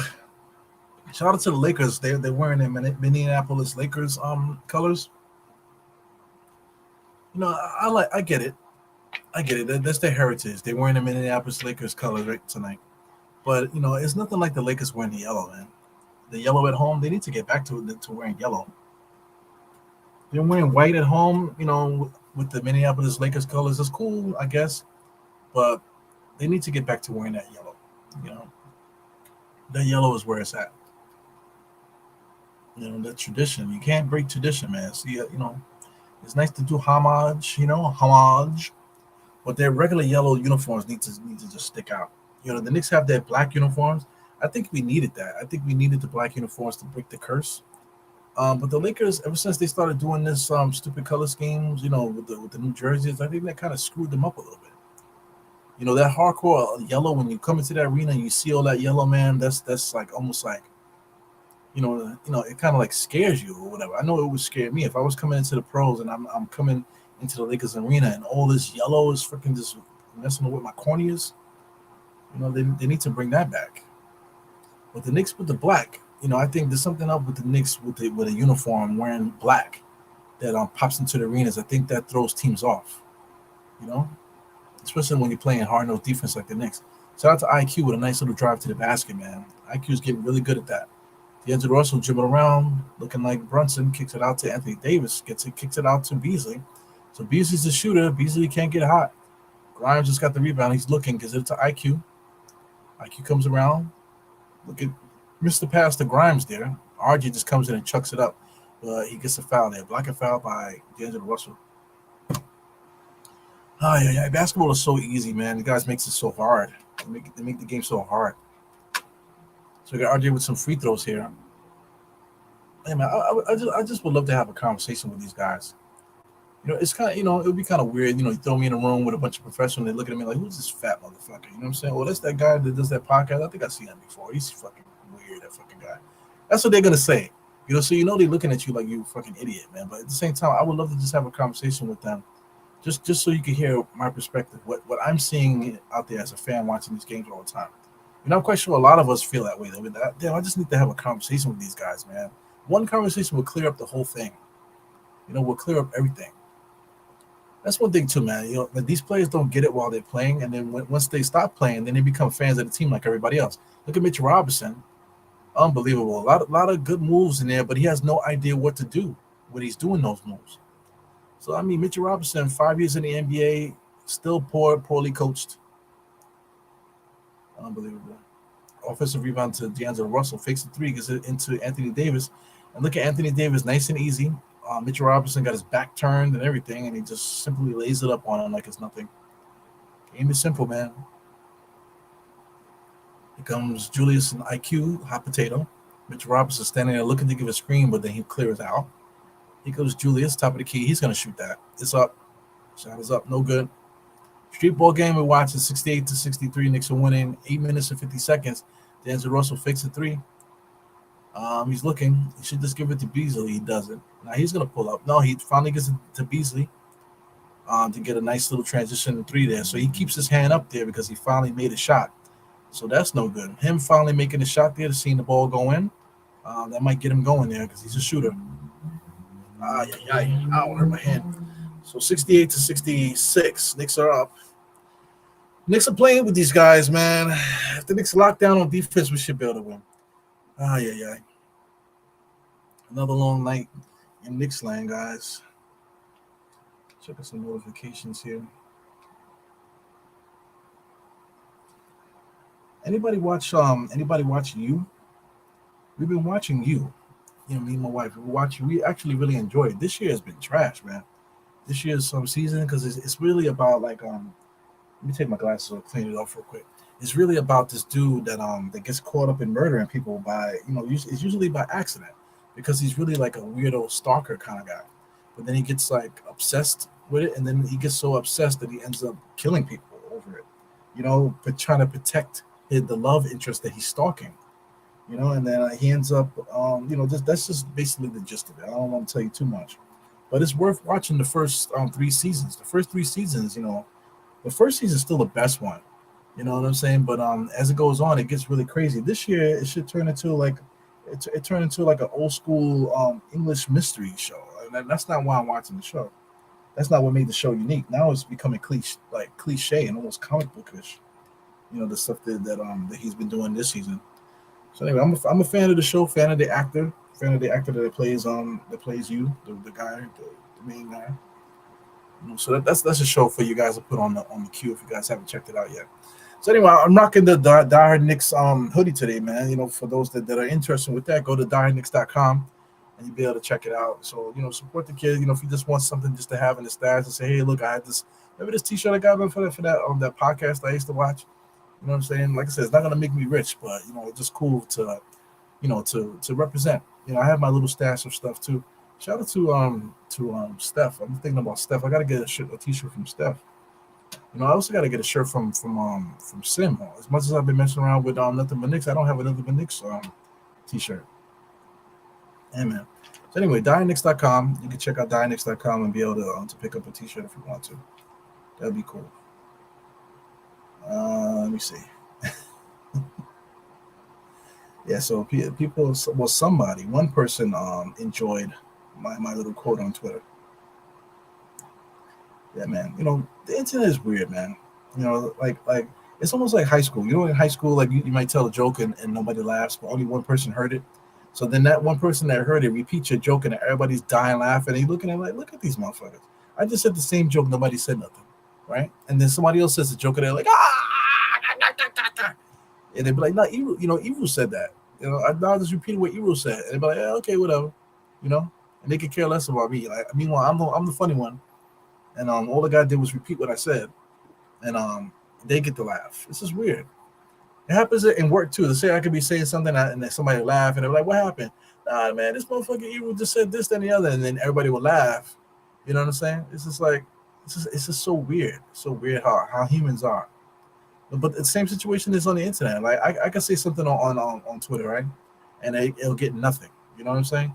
And then somebody will say the same thing and it'll get thousands of hits, thousands of views, thousands of retweets, thousands of likes, thousands of shares. Yeah, I just don't understand how the internet works. I don't understand how the world works, Maybe it's a vibe or something like that. You know what I'm saying? I don't know what it is, man. Maybe if I had a beard, right? If I could grow facial hair, maybe that would change things a little bit. Maybe if I change my voice, right? Where is it at? I haven't done that in a while, but if I could change my voice like this, right? I don't know if you guys could hear the voice change, but if my voice was deeper, maybe people would pay attention a little bit. Yeah, but I'm just I am who I am, so it is what it is. It's just very weird how things go. What attracts people to things, what makes people follow certain people. It's just very weird. I just don't get it. And to me, I don't know if a lot of people too. This just stresses you out a little bit. Like if you try to play to that, it could be a stressful situation. Trying to create that type of content is not really a fun life. You know what I'm saying? Not really a fun life.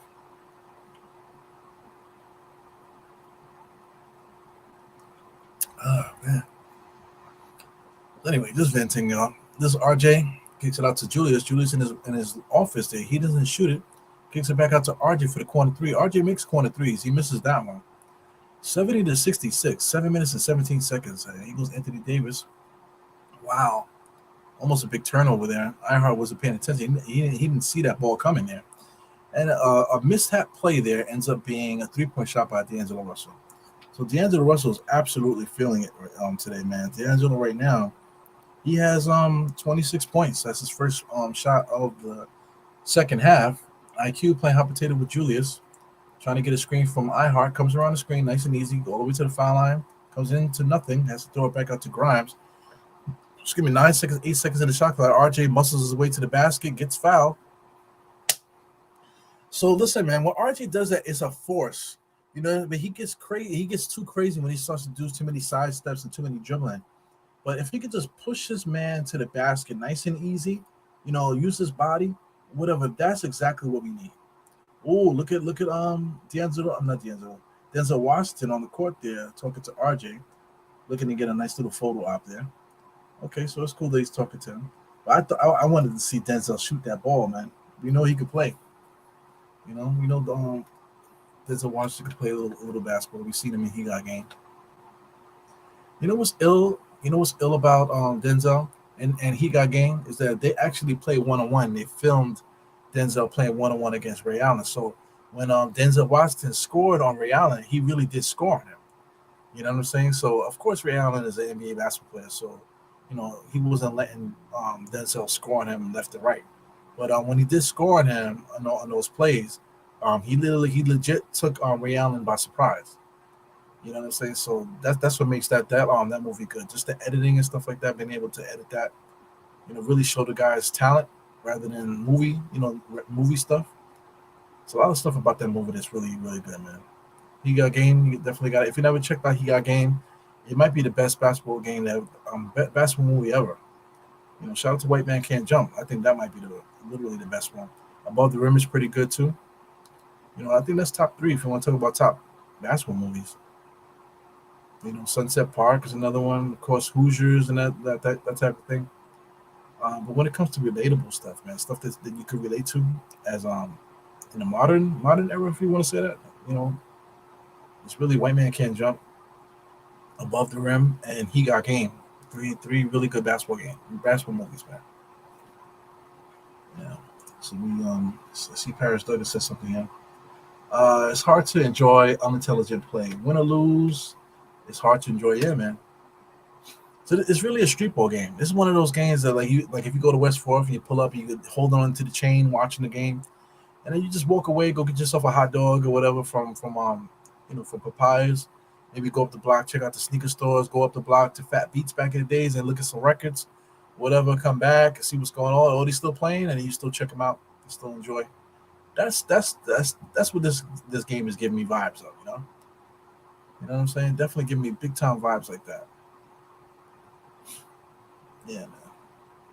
So NYC, man, I miss the old days. I don't know what young kids do now. Like I said, I'm an older gentleman now. So listen, I don't have time to be just wasting hours of my life just walking around the city, doing the shit that young people do. I'm an old man, and so I gotta work. It's about my kids. I gotta take care of my kids, build up their future, help them out to get them to where they need to go. So that's the stage I am right now, man. But I definitely had a really good time when I was a kid, man. You get your chance to just explore the city. That's what's beautiful about New York City. You can just get up, get dressed, get fresh, and just hit the streets and walk. You know what I'm saying? Hit the streets and walk, and you can get yourself involved in a lot of things, man. The hot spots in New York City. If you want to know what's up, go to it. Get up and get on your feet, jump on the train, and get off, and go to where the people are. Shout out to I was gonna say Tompkins Square Park. That's a whole nother vibe there. Tompkins, was always into like heavy for drugs, heroin and stuff like that in Alphabet City. I just giving it a history that I know of on Tompkins Square. Now Alphabet City has a lot of restaurants and stuff like that, so it's a little bit different. They still got the heroin addicts; they're still out there, but not as bad as it was back in the days. Basketball, that park has always been great for basketball. Always great for working out in the court in the back. The where they got the monkey bars back there. It's a lot more heroin addicts back then though. But that basketball court is always famous for basketball too. It's a lot of West Fourth is the one that gets the most of the shine. But there's a lot of basketball courts in New York City that's great, man. Like I said, Tompkins Square Park used to be really good for some good basketball runs. On certain days, you get really good basketball players there. Quite a few. You got Christie Street. There's a basketball court over there in by Delancey. Over there, it's a good run over there. It's a lot of little pocket places in New York City, man. It's the New York City's like the land of 1,000 basketball courts, man. So back in the days, I remember I used to walk around with basketball shorts, even in the summertime, no matter what I had on. So it was the baggy clothes era. So you got your baggy clothes. I would definitely have basketball shorts underneath my shit. So if I'm walking around, I see guys playing, and I used to play. I used to play all the time, man. So I used to go to the park, take off my pants, throw it to the side, and call Knicks. You know what I'm saying? Put my stuff in a little shoestring book bag and hang that shit on the fence, and then play play against whoever's there, make friends, you know, playing basketball, keep showing up to the same park, make friends and that type of thing. It's a good vibe, man. I don't know if you can get that anywhere else in the world. I'm not sure if you can get that anywhere else in the world. Just pull up to a random park, anywhere at any given time and get a really good basketball game. I don't think during that era, I don't even know if kids do that nowadays. But I know the '90s era, '90s, 2000s, man, early 2000s, you literally could just walk around and get a good game. If you're looking for a game, just get on your bike and just walk around until you find, guys playing. Yeah, man, those are some of the spots that I remember. I remember playing. Shout out to 72nd Street. There's on the West Side Highway. There's a park underneath the highway.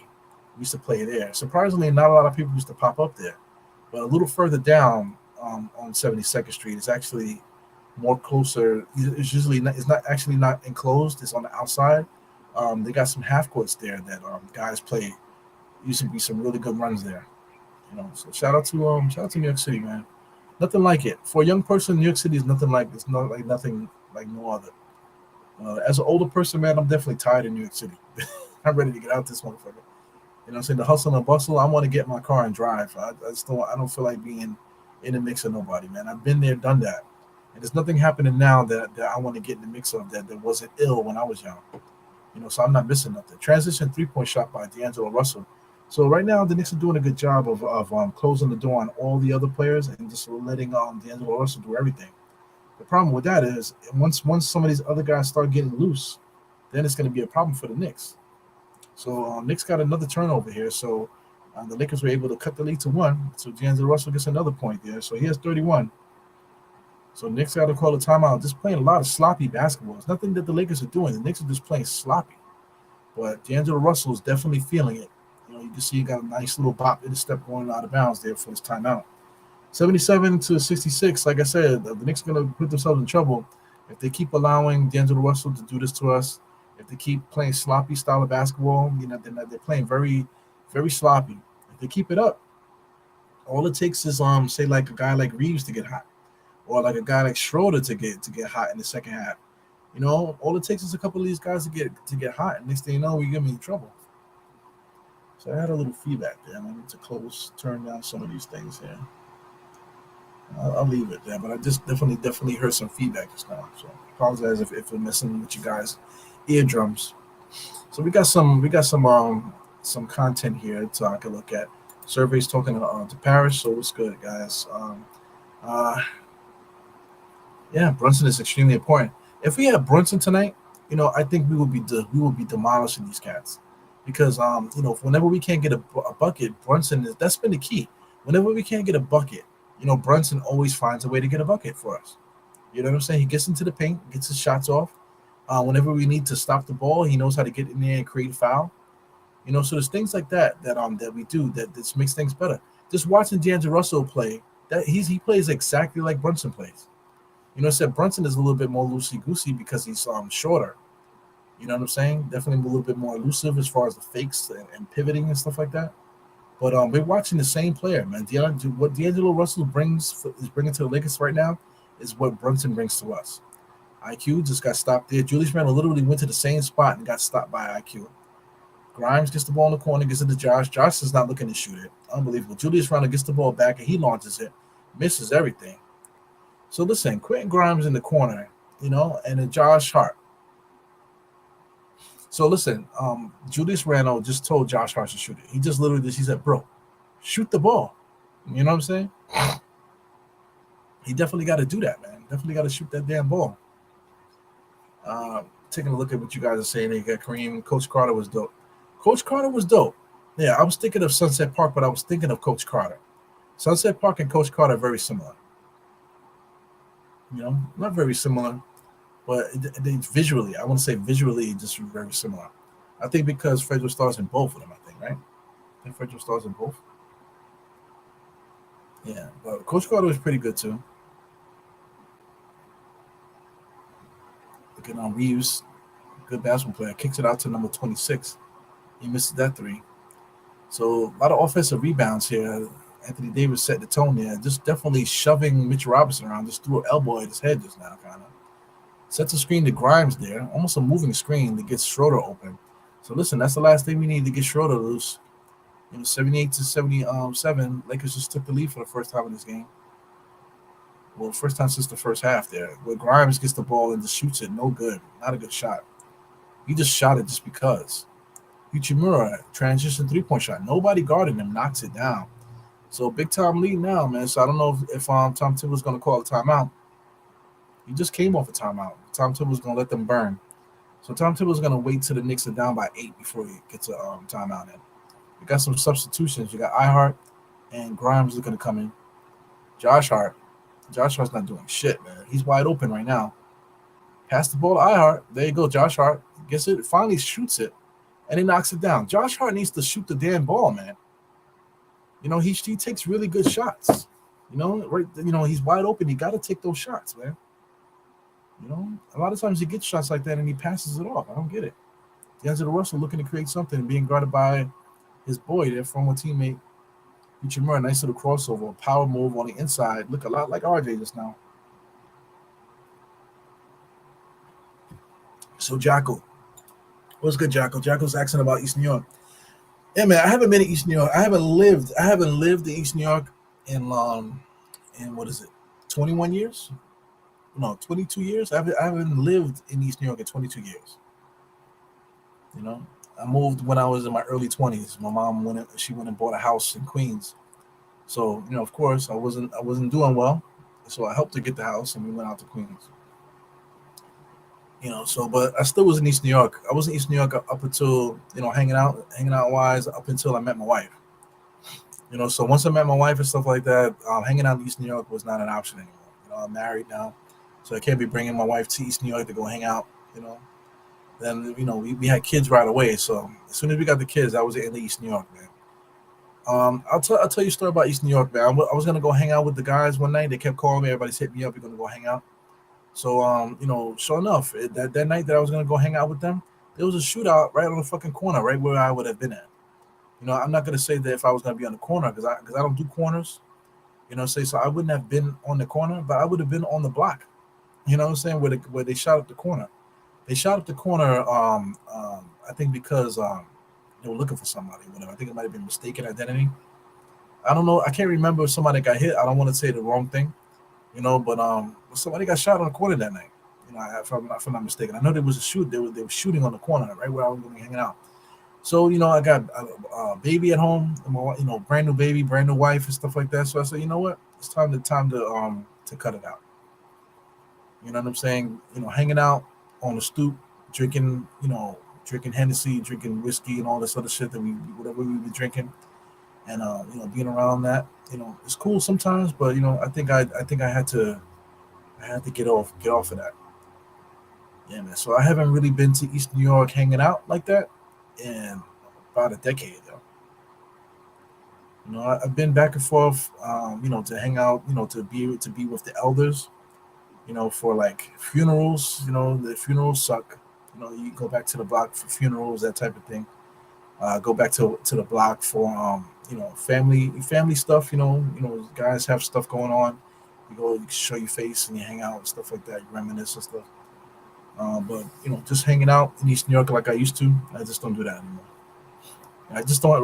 Literally at the time right now, like I said, I'm working like a savage. So whatever free time I have now is just for my kids. For my kids, whatever extra free time I have is right here in front of the screen, talking to you guys. So that's my East New York experience, man. Definitely, I grew up right in the side blocks over there, East New York. Got pink houses, Linden Plaza, Cypress, right in those side blocks over there. That's where I grew up at, man. Not a street dude by any means. You know what I'm saying? By any means. Went to Catholic school and all that. You know what I'm saying? But those are my streets, man. I can't front. Sometimes I go back over there, and I might go to the corner store.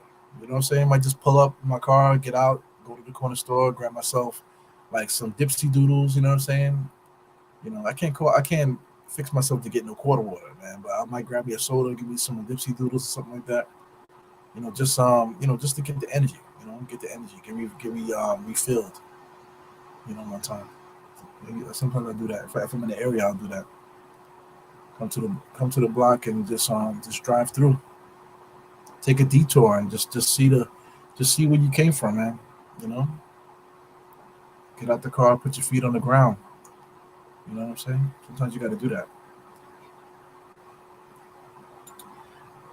Fat Black Pussycat.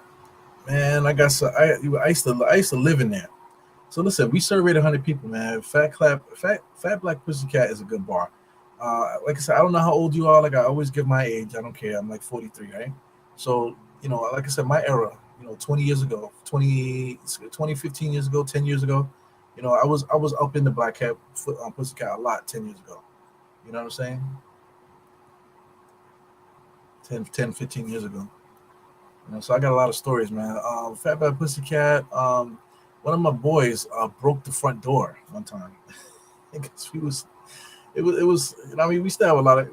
Shout out to my sister too. I don't know if my sister's watching, but I remember one time. We was in there. They got two rooms. They got one side with a bar. They have pool tables on one side.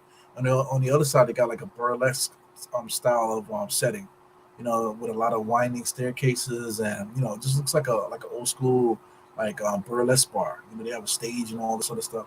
So we was over there chilling, having a good time, enjoying the vibes and stuff. But I could hear my sister, in the other room, and people's like, nah, I don't hear nothing, But listen, when your sister is carrying on, your sister's voice. So I get up, and showing up, my sister is like 2 seconds away from jumping across the bar to fight the fucking bartender. So as soon as I get close enough to her, she jumps the bar. so, so, so we had to like grab her. You know what I'm saying? Security gets involved. We trying to get her out of there. You know what I'm saying? Big mess. But for some reason, we still ended up going back in there. Yeah, you know, it's just one little story, man. So many stories when you grow up. You get yourself caught up in a lot of shit. That's why when you're 40 something, man, I'm too old for that shit. I've been there and done that already, man. I'm glad I got the memories that I do have, man. So I mean, you need to get out there and do those things. Get out there and get in the mix and have that experience as a young person. You need that. That helps you grow as a older person, and it helps you give knowledge to your kids as they get older for things that they need to watch out for and stuff like that. Drop gems on your kids and stuff. Yeah, man. But those times, man, Fat Bad Pussycat, man, that was some good times there. You know, being young, doing your shit. Yeah, out there in Alphabet City, Fatback Pussycat is really Bleecker Street, right? That's West Village area. But I know I was talking about Tompkins Square Park. Tompkins Square is Alphabet City on that side. That side is more Alphabet City. It is Paris Duggar. Paris Duggar. He says, can Tips call a timeout? I don't know. He needs to call a timeout whenever anything that's happening out there. Right now it's 88-88. You know what I'm saying? But a little earlier when the Lakers took the lead, like he waits till they like blow the game out of proportion, then he calls timeout. Like he's trash, man. He's not really very good at game managing. But it is what it is. I got a hoodie on today, man, because I don't know if I'm getting sick again or if it's really cold in, but my knees are pretty cold, so that's why I got the hoodie on. But like I said, if anybody likes the hoodie, you like the little logo. I took the Die Hard Knicks podcast off the bottom and I was leaving it as the branding logo here. So I kind of like that. So if anybody likes it too, man, you can go to diehardknicks.com and pick it up. I'm always wearing my Die Hard Knicks hat here, so if anybody's into that, you can get that one. A lot of people always ask me about this hat. You know what I'm saying? So I always refer to the Die Hard and diehardknicks.com. Just copy it on your own. It's not expensive. It's not like I'm trying to get rich off that shit, because I'm not. Absolutely. I think I might get like $3 off that hat, if anything. So it's not going to be rich, man. But like I said, if you just want to have it in the stash, so one day you pull out that, oh shit, remember this? Back in the days, or God forbid I get another opportunity, man. You know what I'm saying? Hold on to it. Maybe I can sign it for you. You know what I'm saying? That'd be dope.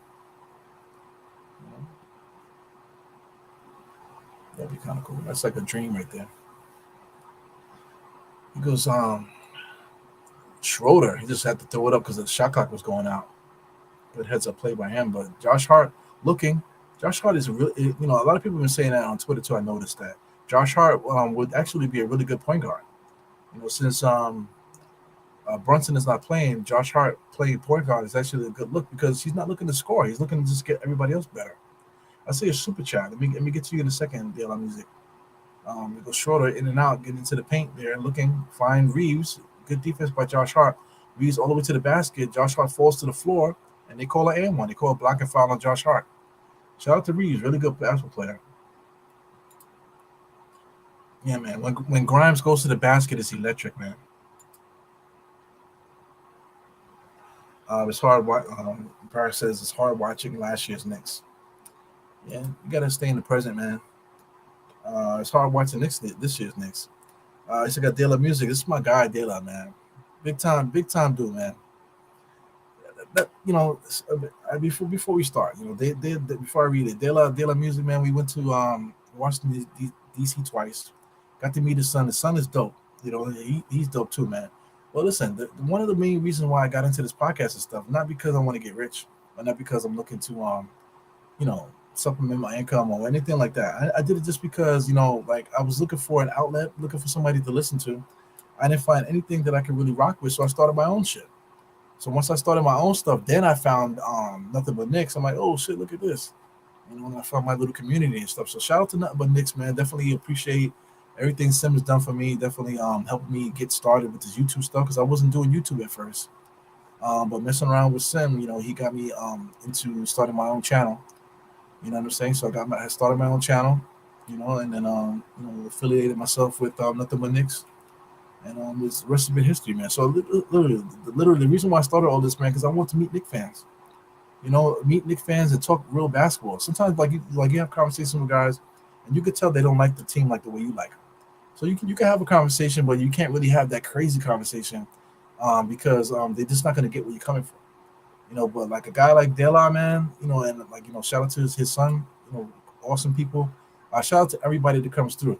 There's one guy I keep forgetting Money's name, but he comes through to the NBK events, but he doesn't show up in the chat in the YouTube. He doesn't show up anywhere like that. He doesn't have any footprint as far as online stuff, but he watches. He watches the shows and stuff like that. Um, but he always pops up to the NBK events, man. And it's to the point now when I see him, it's like I'm happy to see him, but I keep forgetting Money's name. Next time I see him, I got to get his math. That way we can stay in contact that way, man. Because that's the only reason why I'm doing this. Because I love to meet Knicks fans. They talk Knicks and just to see the smile. When you're talking Knicks, whenever you're talking, and then people are not gonna look at you strange because they just get where you're coming from. They get where you're coming from. So you can vent and say all the crazy stuff about the Knicks that you want, and we're gonna get you. And being around people like that is the best, man.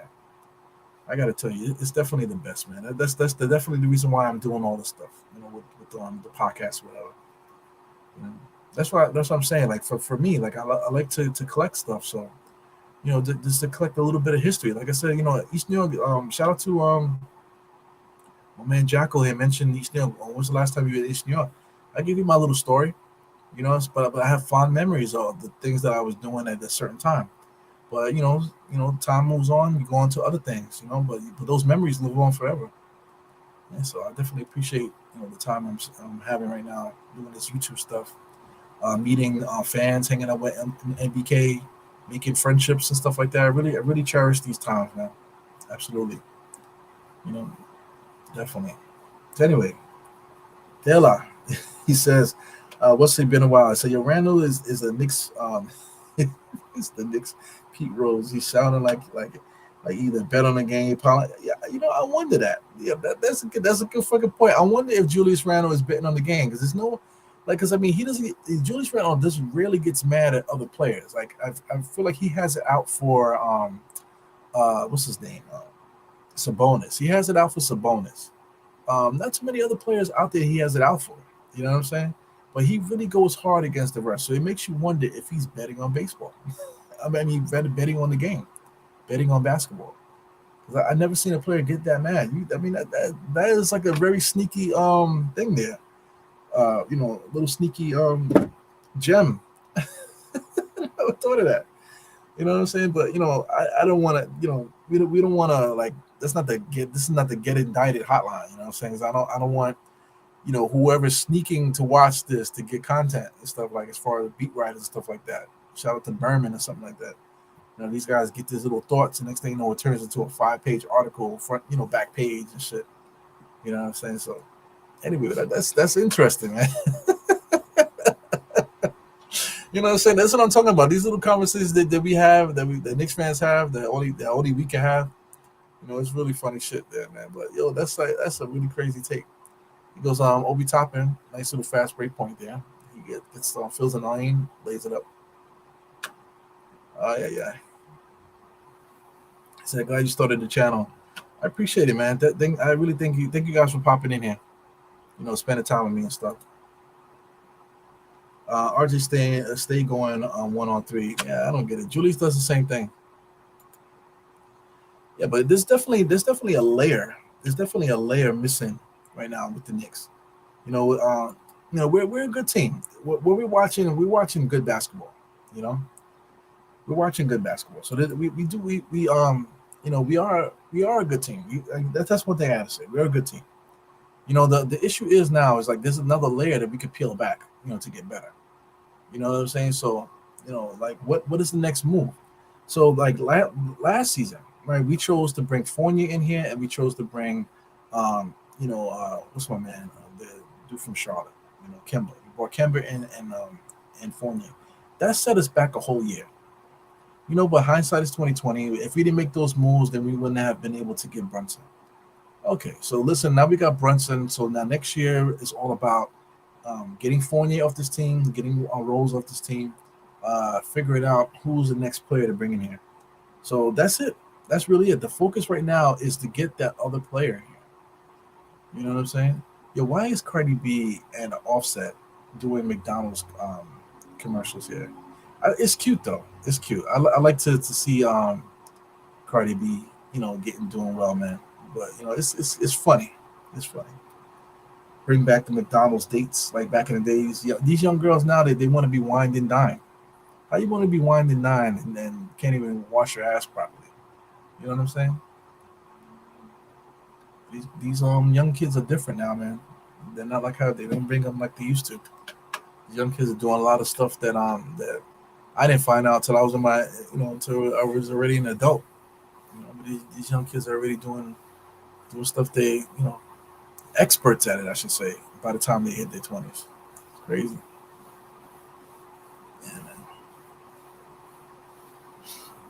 Yeah, man. But this channel shit is fun. I can't front.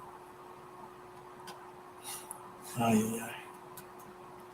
It's another thing too. The older you get, man, you forget what you're trying to say. I'm trying to make a point. Oh, just talking about the roster building. Yeah, the next phase right now is the next move is going to be the biggest move, the most important move. So I mean, this franchise has been, we haven't made a splash yet, but the next move is going to be the biggest move in probably franchise history, because we're trying right now. I would say with this Tom Thibodeau era, I feel like it's successful. You know what I'm saying? But the next step is going to be the biggest step in franchise history. Because shout out to the Ewing era. We drafted Ewing. We're about 88, 89. That's when the Knicks started really playing well. So we went on a nice little stretch of 13 years of straight playoff, runs. So that was a nice little era there. But it started with Ewing. We got lucky with Ewing and things of that nature. We got lucky a lot. We were definitely an overachieving team, but we ran the league for 13 years. With Patrick Ewing as a leader. But before that, of course, we had Clyde Frazier and those guys, won championships and stuff. But I think the Knicks right now, even though the Ewing era was 13 years straight in the playoffs, I think the Knicks right now, with the way that the league is not strong overall. I think the Knicks have the best chance right now to win a championship or to get a championship caliber team out there, better than it's ever been, and I think that it ever will be. You know what I'm saying? Because I'm trying to tell you, the NBA talent out there is not as good, as it used to be. That's just my opinion. I'm saying that because right now there's a lot of reviewing right now. The Knicks are up 101 to 94. Long timeouts. These ESPN timeouts are extremely long. But let me just get what I'm trying to say here. This is the standings. I'm looking at the standings for the conference, right? The Knicks are in the sixth spot. So if we're in the sixth spot, we're probably going to play the 76ers in round one. 76ers got two Hall of Fame guys there. They have their team over there. But if we play our if we play not even our best basketball, if we play good basketball, we could beat them in a series. I think we could beat them seven games in a 7 game series. So 7 game series, we just need to win 4 games. So I think we could beat them in a 7 game series. You know what I'm saying? The Knicks do a good job of closing the door on the lanes there. You know, very rarely does this guy get loose, Mr. Embiid. But I don't think Embiid is gonna like beat us. He's not gonna be the one to beat us. It's gonna be the 3 point shooters that's gonna beat us. You know what I'm saying? So I'm just saying that. The Knicks that's our current team. So what's gonna happen next year once we clean up all of our mistakes through the perfect acquisitions? So that's the issue. We definitely got to pay Josh Hart. And then I think we need to trade we need to not Julius. We need to trade RJ. And if we trade RJ, we got to make sure we get a player in here that fits better. And then we need a third player. We need that third player, and we need to draft well. So there's basically 4 things that we need to do this offseason that we absolutely have to do. You know, and if we do that, I think next year we can win a championship. If we make the right moves, the 4 moves, if we make 4 moves next year, I absolutely think that we can win a championship next year. You know what I'm saying? So anyway, back to NBA action, 101 to 96. Defense is definitely locked in here. We at crunch time right now. I'm doing a lot of talking this podcast, man. We definitely in crunch time. 6 minutes and 30 seconds right now. 23 seconds, 21. Shot clock violation almost there. Turnover though. So RJ is looking for the alley oop. Good catch by Obi for the alley oop. He reverse dunked it, but he dunked it and he throws his hands up, whatever. Get back on defense, fam. 103 to 96. Lakers are trying to find Huchimura against Deuce, but then he passes off. So Huchimura should have finished the play there. But they valued a 3 point shot more than anything. Huchimura posting up Deuce McBride should have been perfect. But he got his hands up looking for a 3 point shot. And then he goes baseline, and then he gets himself out of position to get the rebound. So anyway, Josh Hart full head of steam, gets the ball slapped out of his hands. So they're talking about Lakers ball. So it's Lakers ball. So I mean, this NBA basketball, man, is like it's so simple. Basketball is so simple. Huchimura with a mouse in the house, he should be able to get to just finish the play, but he passes it out. Like I said, goes to the corner and he got his hands up because he's wide open for 3. Shot goes up, he drives in to get the rebound, and he doesn't get it. But he had the outside, look at getting that rebound. I don't know, man. It's 103 to 96, 537. Good defense by Ihart getting in the passing lanes. He just slapped the ball out of bounds. So I see IQs communicating. I don't know if they're talking to the referees. Knicks are doing a good job communicating for the most part here. Got to stay vigilant. He goes Schroeder comes around the screen there. IQ just fought through the screen. Schroeder gets to the foul line. Good defense by Julius to close off the door there. So here goes IQ. IQ is calling some plays. He's talking with Julius, telling the guys to move. So one thing I don't like about Julius is that Julius is telling the point guard what to do. That's ass backwards, man. The point guard should be telling Julius what to do. So anyway, so Julius gets inside. He was at a point where he could shoot it, but he chose to kick it back out. RJ just launches a 3 and he knocks it down. Bad offensive possession there. Good 3 point shot by RJ, but just a bad offensive possession. Super bad, man. So anyway, basketball is so simple. Julius Randle comes across the town arguing with the point guard. The point guard is the point guard. And he's arguing with the point guard, telling the point guard where to go. So anyway, Julius gets the ball back, goes all the way baseline, has a layup, chooses to do a cross-court pass that gets deflected. RJ catches the deflection and throws up a 3 point shot, and it goes in. Oh my God! But meanwhile, people like to say that you don't watch games. Hey, whatever, man. Shout out to everybody here. We got a Raphael. Yeah, what's good, my man? Raka TV. I see a female there. So I don't know if it's a young lady. Well, shout out to you. I don't believe I've seen Raka TV here. So definitely shout out to the new face. We got Dale. I see. Oh, another super chat, man. What What'd you give last time? 10. Now you're gonna give another 5. Lord have mercy. Keep money in your pocket, De La, man. Next time I see you, man, you drinks are free for me for you. Next time I see you, man. So you said my boy in the streets are saying Hart is not gonna stay. I hope they're wrong. I don't know, man. I hope that he stays. He definitely is a missing cog there. Somebody good like that, is a glue guy right there is so important, man. But it's one thing to have a glue guy and not have the other players. So I get it. If we can't get the extra players, then I don't know. But we have Josh Hart's bird rights. You know what I'm saying? So if he pulls himself out of there, we'll have his. I think I forgot what it's called. It's not full bird rights, but we have like his early bird rights or some shit like that. I forgot what it's called. So if we make our other moves, hopefully Josh Hart holds on, and we'll be able to sign him after we make our moves and stuff, man. So it is what it is. So here goes the super chat. Thanks again, Dilla. 40 and Slip E. You were right the first time. We need to trade Julian. Yeah, man. That's the thing, though. I mean, once you build up your team and stuff, we have a foundation of what we're trying to do. So if we trade Julius, now you change that. You know what I'm saying? But if we change it, we can still function. Trade Julius and go in a different direction.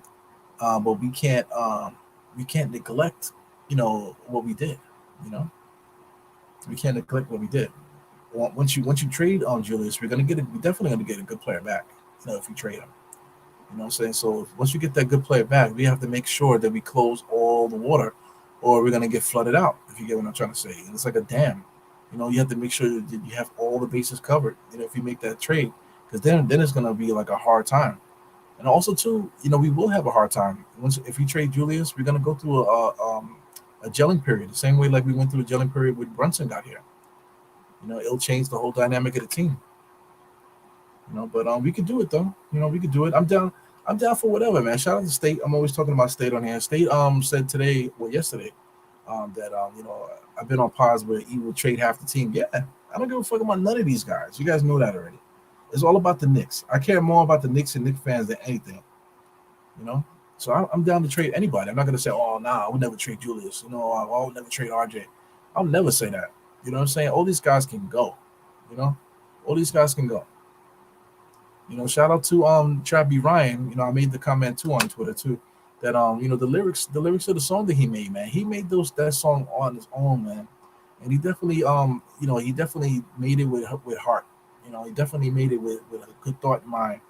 Because he said represent himself.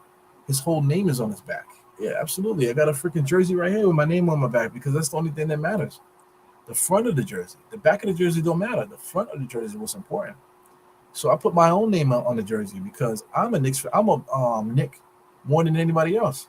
I encourage other people to do the same thing too. Like De La Music, put De La Music on the back of a jersey, fam. You know what I'm saying? That's what really matters. The Knick fans, we really matter. More than the team. When it comes down to it, we got to win. When it comes down to it. My man, Tough Love was good. Tough Love. Shout out to Tough Love, man. Same picture. It's check out Tough Love on Instagram. Me and Tough Love communicate on Instagram a lot. So I know he's reselling, or he has merchandise that he sells and stuff. So please check out his page on Instagram. Check it out and see what he's selling. Support Knicks fans. Or at least give him a follow and share, that type of thing. That's more than anything. Because if you don't get anything, somebody else will. Absolutely. So there's been a lull in the action and no scoring, a lot of sloppy play, 106 to 98. Nothing has changed. Nobody scored. So Julius Randle finally gets a layup there. But did they call an and one? No, they call a push off on Julius, I believe. So it's still 106 to 98. It's literally been the same score for the last 2 minutes. Nobody scored in 2 minutes. Oh my God, this is a hard basketball game to watch, man. Definitely rough, man. Street ball style of basketball. I think somebody, I forgot who said it, man, but I agree. Like playing, I think it was Paris, right? Paris said that. Watching this style of basketball game is not fun. It's not fun to watch. Even when the ball goes in the basket, you can't be like, yes. But some players, some guys watch the game and it's literally life and death every single time. Shout out to Spreewell. Spreewell, the guys that know Spreewell from the chats. You know what I'm saying? Everybody calls him Spreewell. I forgot his full name, but I got a chance to sit next to him, man. He's wild. Like he reminds me of myself. Probably like 10 years ago. 10, 15 years ago, where I'm yelling and screaming for everything. So he's intense. He's an intense guy to watch a game with. That motherfucker was going crazy. But I get it, man. You can only be crazy around Knicks fans and just be totally good. Be totally good. We got you. You know what I'm saying? If anybody got something to say while Speedwell is going crazy, man, you got to deal with all of us there. You know what I'm saying? RJ for 3 in the corner. He misses that. Josh Hart finds a way to the rebound. RJ in space should have pulled up, but he kicks it out to Julius. Now Julius gets into the same spot that RJ was just in, and he makes a shot. It's nuts, man. This game is crazy. RJ literally should have just shot it. He was in the same spot, wide open, uncontested. Gets it to Julius, drives, contested. So they score. Both teams scored twice, so it's 108 to 99. It goes Schroeder draws a foul on IQ. He's going to get 2 free throws. So we got Jody. I hope Josh Hart does stay. If he leaves, I want to know why. Yeah, there's been a lot of conversations about politics and stuff. Like, damn, we lose 3 games and everybody loses their shit. So now we're talking about politics and favoritism. Shit. I mean, literally everybody's talking about that, man. So, like I said, I haven't had a chance to really get loose on these podcasts and give my opinion. I anticipate that I'll probably start getting some more free time pretty soon. So I'll start to address these little things, in depth in the only way that I know how to. You know what I'm saying? But I mean, sometimes we guys need to chill out, man. Politics and favoritism, that shit is crazy to me. When it comes to basketball, man, yeah, when it comes to basketball, yeah, the coaches are going to have their favorites. They're gonna have guys that they love. They work hard for them, and they're gonna choose. You have to live by that. I tell my story sometimes. When I was in high school, right?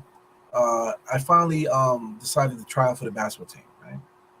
So of course I tried for the basketball team and I don't make it. Why I don't make it? Because where the fuck was I the last 3 years?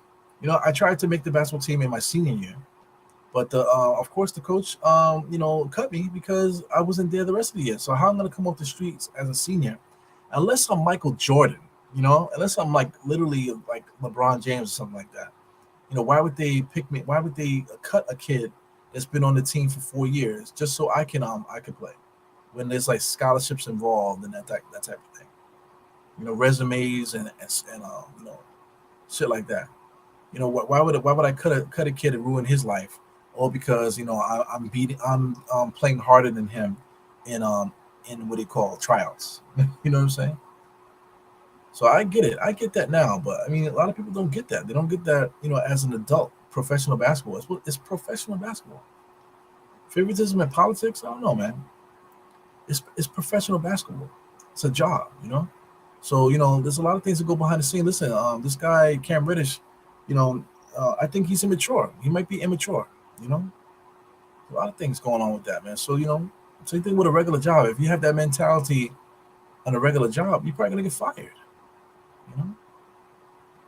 But people like to act like these NBA basketball players are not human, like they're doing something different than anything else.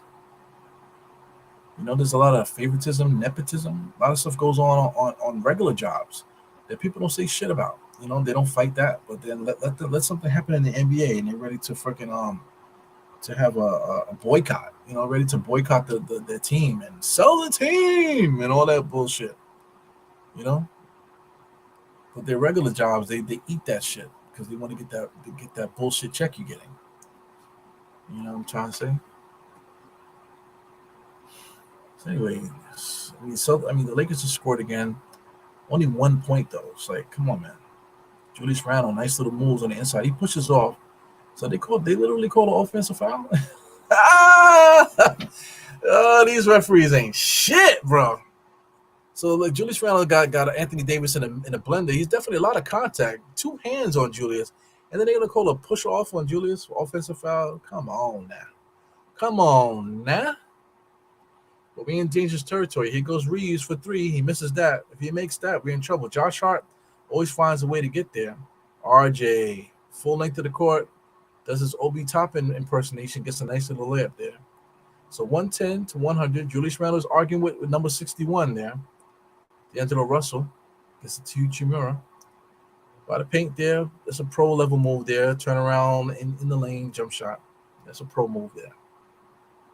Uchimura. A lot of comments here. Thank you guys for contributing. We got 2 minute warning. Knicks are up by 8. Excuse me.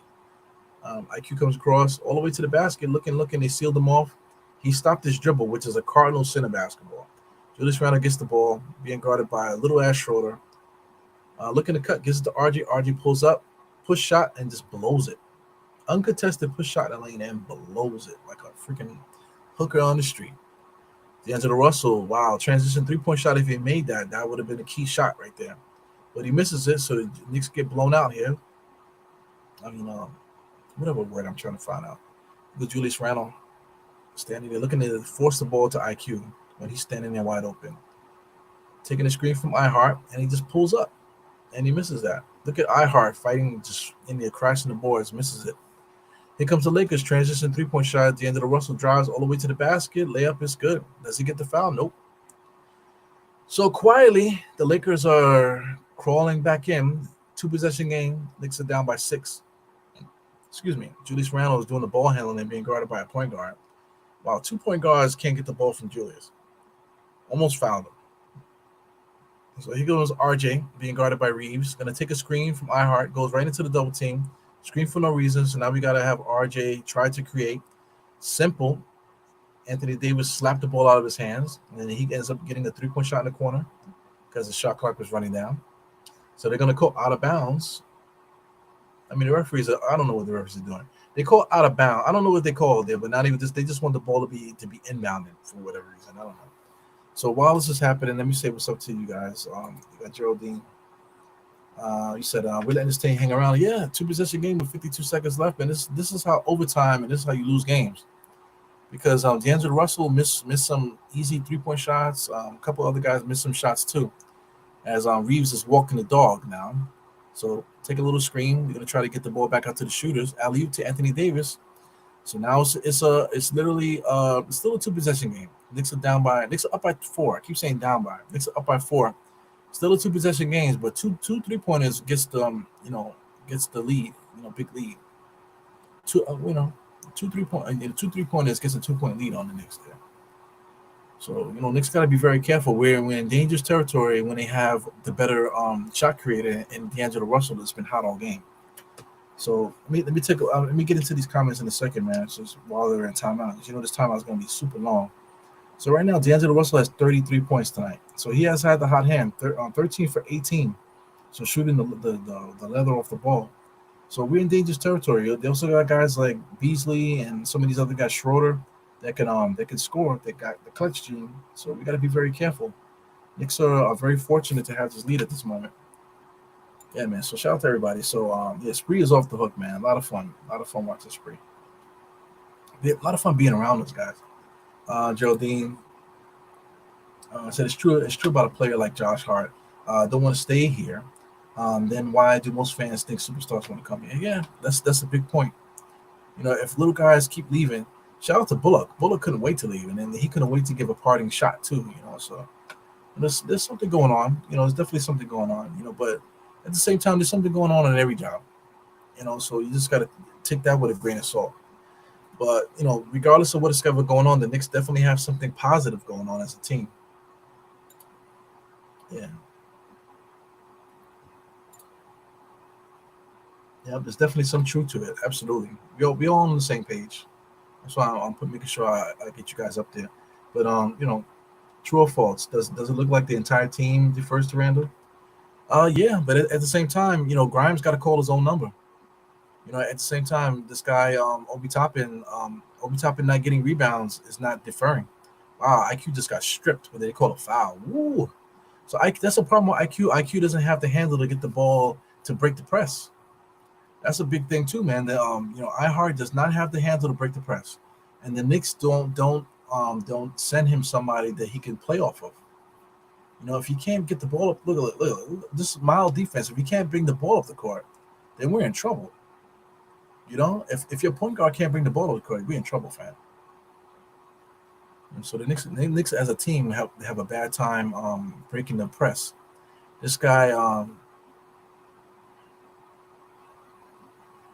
what's going on here? So the referees are complaining about D'Angelo Russell being on the box. You know, anyway, these referees suck. His IQ just comes across the timeline there. A simple screen there, and Schroeder still was able almost to get a steal. It was RG top of the key, takes a screen from Ihart all the way to the basket against Reeves. They just throws it up. God, please help me. He misses it. So here we go. This is the first time that the Lakers really could make a connection there. So they cut it to 2. So the Knicks have not scored in a while. Got it 17 seconds there. Knicks can't even get the ball in bounds. Simple press. Knicks can't break the press. Guys are running away from the ball. It's unbelievable. Look at Josh Hart should have shot it. Gets it back out to Julius. So, I mean, maybe this might be the best thing. Oh, look at Ihart wide open. So they finally call a foul there. So the Knicks definitely wasted a lot of time off the court there. The Lakers took a long time to foul, man. So that's good for the Knicks. You know, the shout out to Tom Thibodeau doesn't do a good job closing out games. You know, this is atrocious right now with the way the Lakers handled this fourth quarter. So they had the momentum right there to try to win there, but they chose not to foul. They chose not to foul, but they finally got a foul in there. And so I'm way behind in the comments, guys. I'm really sorry about that. I'm way behind.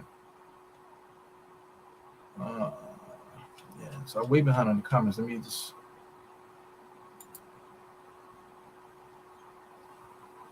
Make sure I get it. As they shooting the free throws, Julius Randle hits the first one. That's the first point that we had in a while, 111 to 108. Shout out to Joey McGeechan. What's good, man? The first one he said, Cam can be mad. They gave him his shots. He could have produced, yeah, man. The same role that he has with Portland, because Jeremy Grant finally came back. So Jeremy Grant is averaging like 20 something points. Legit, he's a 20-point a game scorer. So then Cam Reddish goes back to the bench, man. So Cam Reddish is on the bench, but he's doing exactly what we needed him to do on our bench. You know what I'm saying? So he made a comment, said, "Yo, man, whenever I took a shot, I can make a shot." But he said, I felt like I had to make the shot. I mean, what are you talking about? You're a professional basketball player. Of course you have to make the shot. I don't get it. You know what I'm saying? As a professional, anything at my job, I have to do my job. I have to do my job. You know what I'm saying? It's like, oh my God, when I was at my job, I felt like I had to do my job. When I was at my job, I felt like I had to earn my money. Like, what the fuck are you talking about? What are you talking about, dude?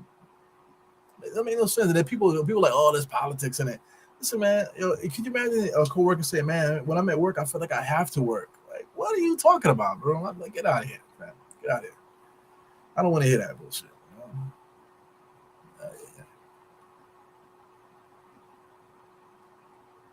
Yeah, I'm checking you out, listening, watching what you guys saying. But we're finishing up here. This is like 5 seconds in the game, man. A lot of lulls. Just now, Josh Hart is finally going to get it. Well, he just got fouled too, so I missed something in my conversation. I missed something. Josh Hart is getting 2 free throws here. I thought it was Julius last, but I guess they're giving it to Josh Hart for the free throws. So one, I don't know what they call. One shot is up. So shot is up. He makes it.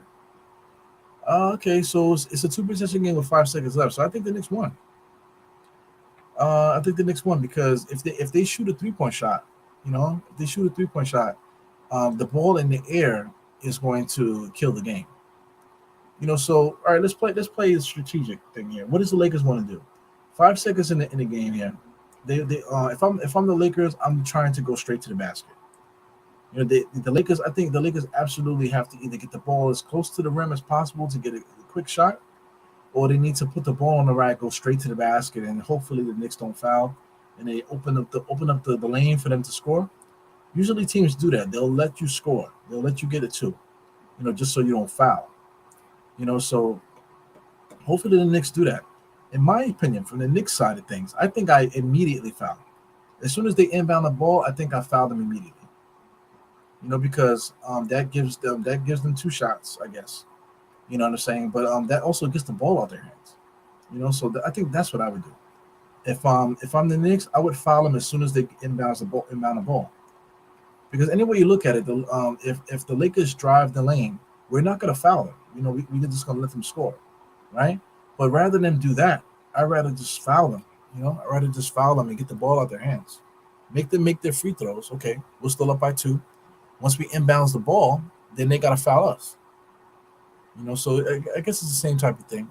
But right now, I think that's what I would do. So let's see what the Knicks do. The Knicks are absolutely not gonna foul. The teams just don't do that. But anyway, Reeves gets the ball here. He gets the ball in bounds, and look, D'Angelo Russell gets the perfect shot at the three. So then the Lakers concede. Well, look at that.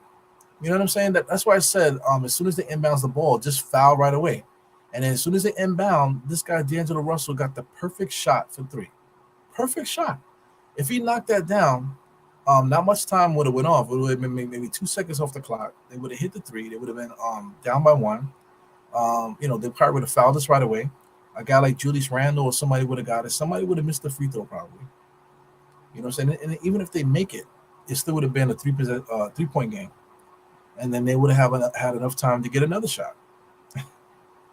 Anyway, it is what it is. This is strategy basketball. If it doesn't work out, then you win or lose. Either way you look at it. Anyway, we won. So it is what it is. So we ended 3-game losing streak. You know what I'm saying? So listen, we can't win every game, guys. So we lost to the Clippers in a horrible game, forgettable game. And then we go to the Lakers against a team that's been playing really well. This Lakers team has been beating teams, playing really, really well recently. And we beat them in the Lakers, at the Lakers at home, for the Lakers, in the house that basically Kareem built. You know what I'm saying? So it is what it is. We get that win. Thank God, man. That feels good. It feels good to get the win. So now we can look ahead. Let's take a look. Let me do this. Put it on the screen here rather than have it on my phone. I freaking hate that. This freaking NBA.com. It's definitely not user friendly. They're supposed to be the standard, but they're like horrible. So anyway, I'm clicking the Knicks. Now I have to do manually hit the schedule button. Oh yeah. So anyway, scroll down, schedule. So let's go now we have to scroll all the way down to our current thing here. We just beat the Lakers. Now we play Portland next. Portland's gonna be tough, man, because they got Jeremy Grant. Jeremy Grant, I think, got 50s last time, right? So we got Jeremy Grant that we got to deal with. Then we got Damian Lillard we got to deal with. And then outside of Damian, then we got to deal with Anthony Simmons too, man. So then they have a lot of scrappy guys that play scrappy style of basketball. So it's going to be a big time matchup problem for the Knicks, man. We don't have Brunson, so it's going to be tough. So look out, don't be mad if we lose against Portland either, man. So it is what it is. Then we play Denver. So we got, 2 big time games coming up. Portland on the road, then Denver at home. Minnesota at home. We play Miami, Orlando, Rockets, Miami, Cleveland, Washington, Pacers, Pelicans, and Pacers. Just reading off the schedule lightly, I feel like we got a light schedule. So, I mean, right off the bat, let me do some predictions. The Portland game, I hate to go against the Knicks, but I think Portland might beat us because we don't have Brunson. So I think Portland might beat us. Denver, we might be able to beat Denver, at home. Minnesota, I think we could beat Minnesota. Miami, I think we could beat Miami. So, I got 1 loss, possibly 3 wins there. Orlando, I think we could beat Orlando. Orlando definitely got matchup problems against us. Houston, we should be able to beat Houston, 5, right? Then Miami again, I think we could beat Miami again. That's 6, right? Cleveland, I think we could beat Cleveland. That's definitely going to be a statement game. And then the Wizards, Pacers, Pelicans, and the Pacers again. I think we can run the gauntlet on the rest of the schedule. And I know it's going to be hard to do, but let's say if we lose against Portland, and then we come back home, homestand, beat Denver, we literally could run the gauntlet for the rest of the season. Why not? The Knicks, I believe in my team. I think our team is good enough to beat these guys. Even without Brunson, I think we could beat every single team in front of us. You know what I'm saying? So wishful thinking. Let's do this real quick, though. Let's count the games. We got 1, 2, 3, 4, 5, 6, 7, 8, 9, 10, 11, 12. We got 12 more games, man. So I think we can go 10-2 in the next 12. But if we go 6-6, that's fine too. You know what I'm saying? But anyway, this is your boy E-Rule. We out of here. It's about midnight, right? It's about 11:40. What is it? 11:41. It's about 11:41 on the dial. It is what it is. We up out of here. We finally got a win. It's good for the Knicks. Look at the Knicks points per game. We're 14th in points per game, 30 rebounds, 30th in assists, 9th in opponents' field goal. I mean, so we're a good basketball team, man. Something that we can be proud of. So anyway, shout out to the Knicks. We won today, man. We play Portland coming up. It is what it is. Enjoy the rest of your night. Enjoy the post game shows that you like to watch. And I see you guys next time, man. Hit diehardknicks.com. Get yourself a hoodie. Get yourself a hat if you want to. And hit the thumbs up on our way out. And I'll see you motherfuckers later, man. Enjoy the outro. Peace to Trav Ryan. And I'm out of here. 4 fingers to the forehead. Taking the thumb. Salute. Yep, out of here. Later.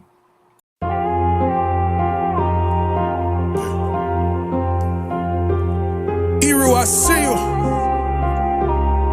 Die hard. Trav. We gonna do this one the right way. We in here forever. Yeah. Die hard. Homie, die hard. You can check the swag, he the realest by far. Swimming in that blue and orange, he the lifeguard. Yeah, he been through pain, at least he got some nice scars. He can smell a trophy, yeah, you need it back to back. Represent himself, his own name is on his back. 10 toes down, try to stop him, he come back. Bandwagon hoppers, he will knock you off your tracks. You ain't saying nothing, Nero been here from the start. He been working in the lab to take his team and make it art. See him going over film to help him build and make him smart. He will tell you how he feels because he's real and he got heart. He will never fade away, he will never change his face. Everybody picking face, and he's feeling out of place. Cause he is for the team, man, he always rep the squad. Like that Christmas movie, he gon' always die hard. City on my back. They ask me what's my name and it's on my back. I'm just speaking facts. We got big dreams, we ain't looking back. We be really die hard, yeah, that's a fact. We be really die hard, ain't no going back. Make the whole crowd rise like a thermostat. Fourth quarter, I'm the killer, that's gon'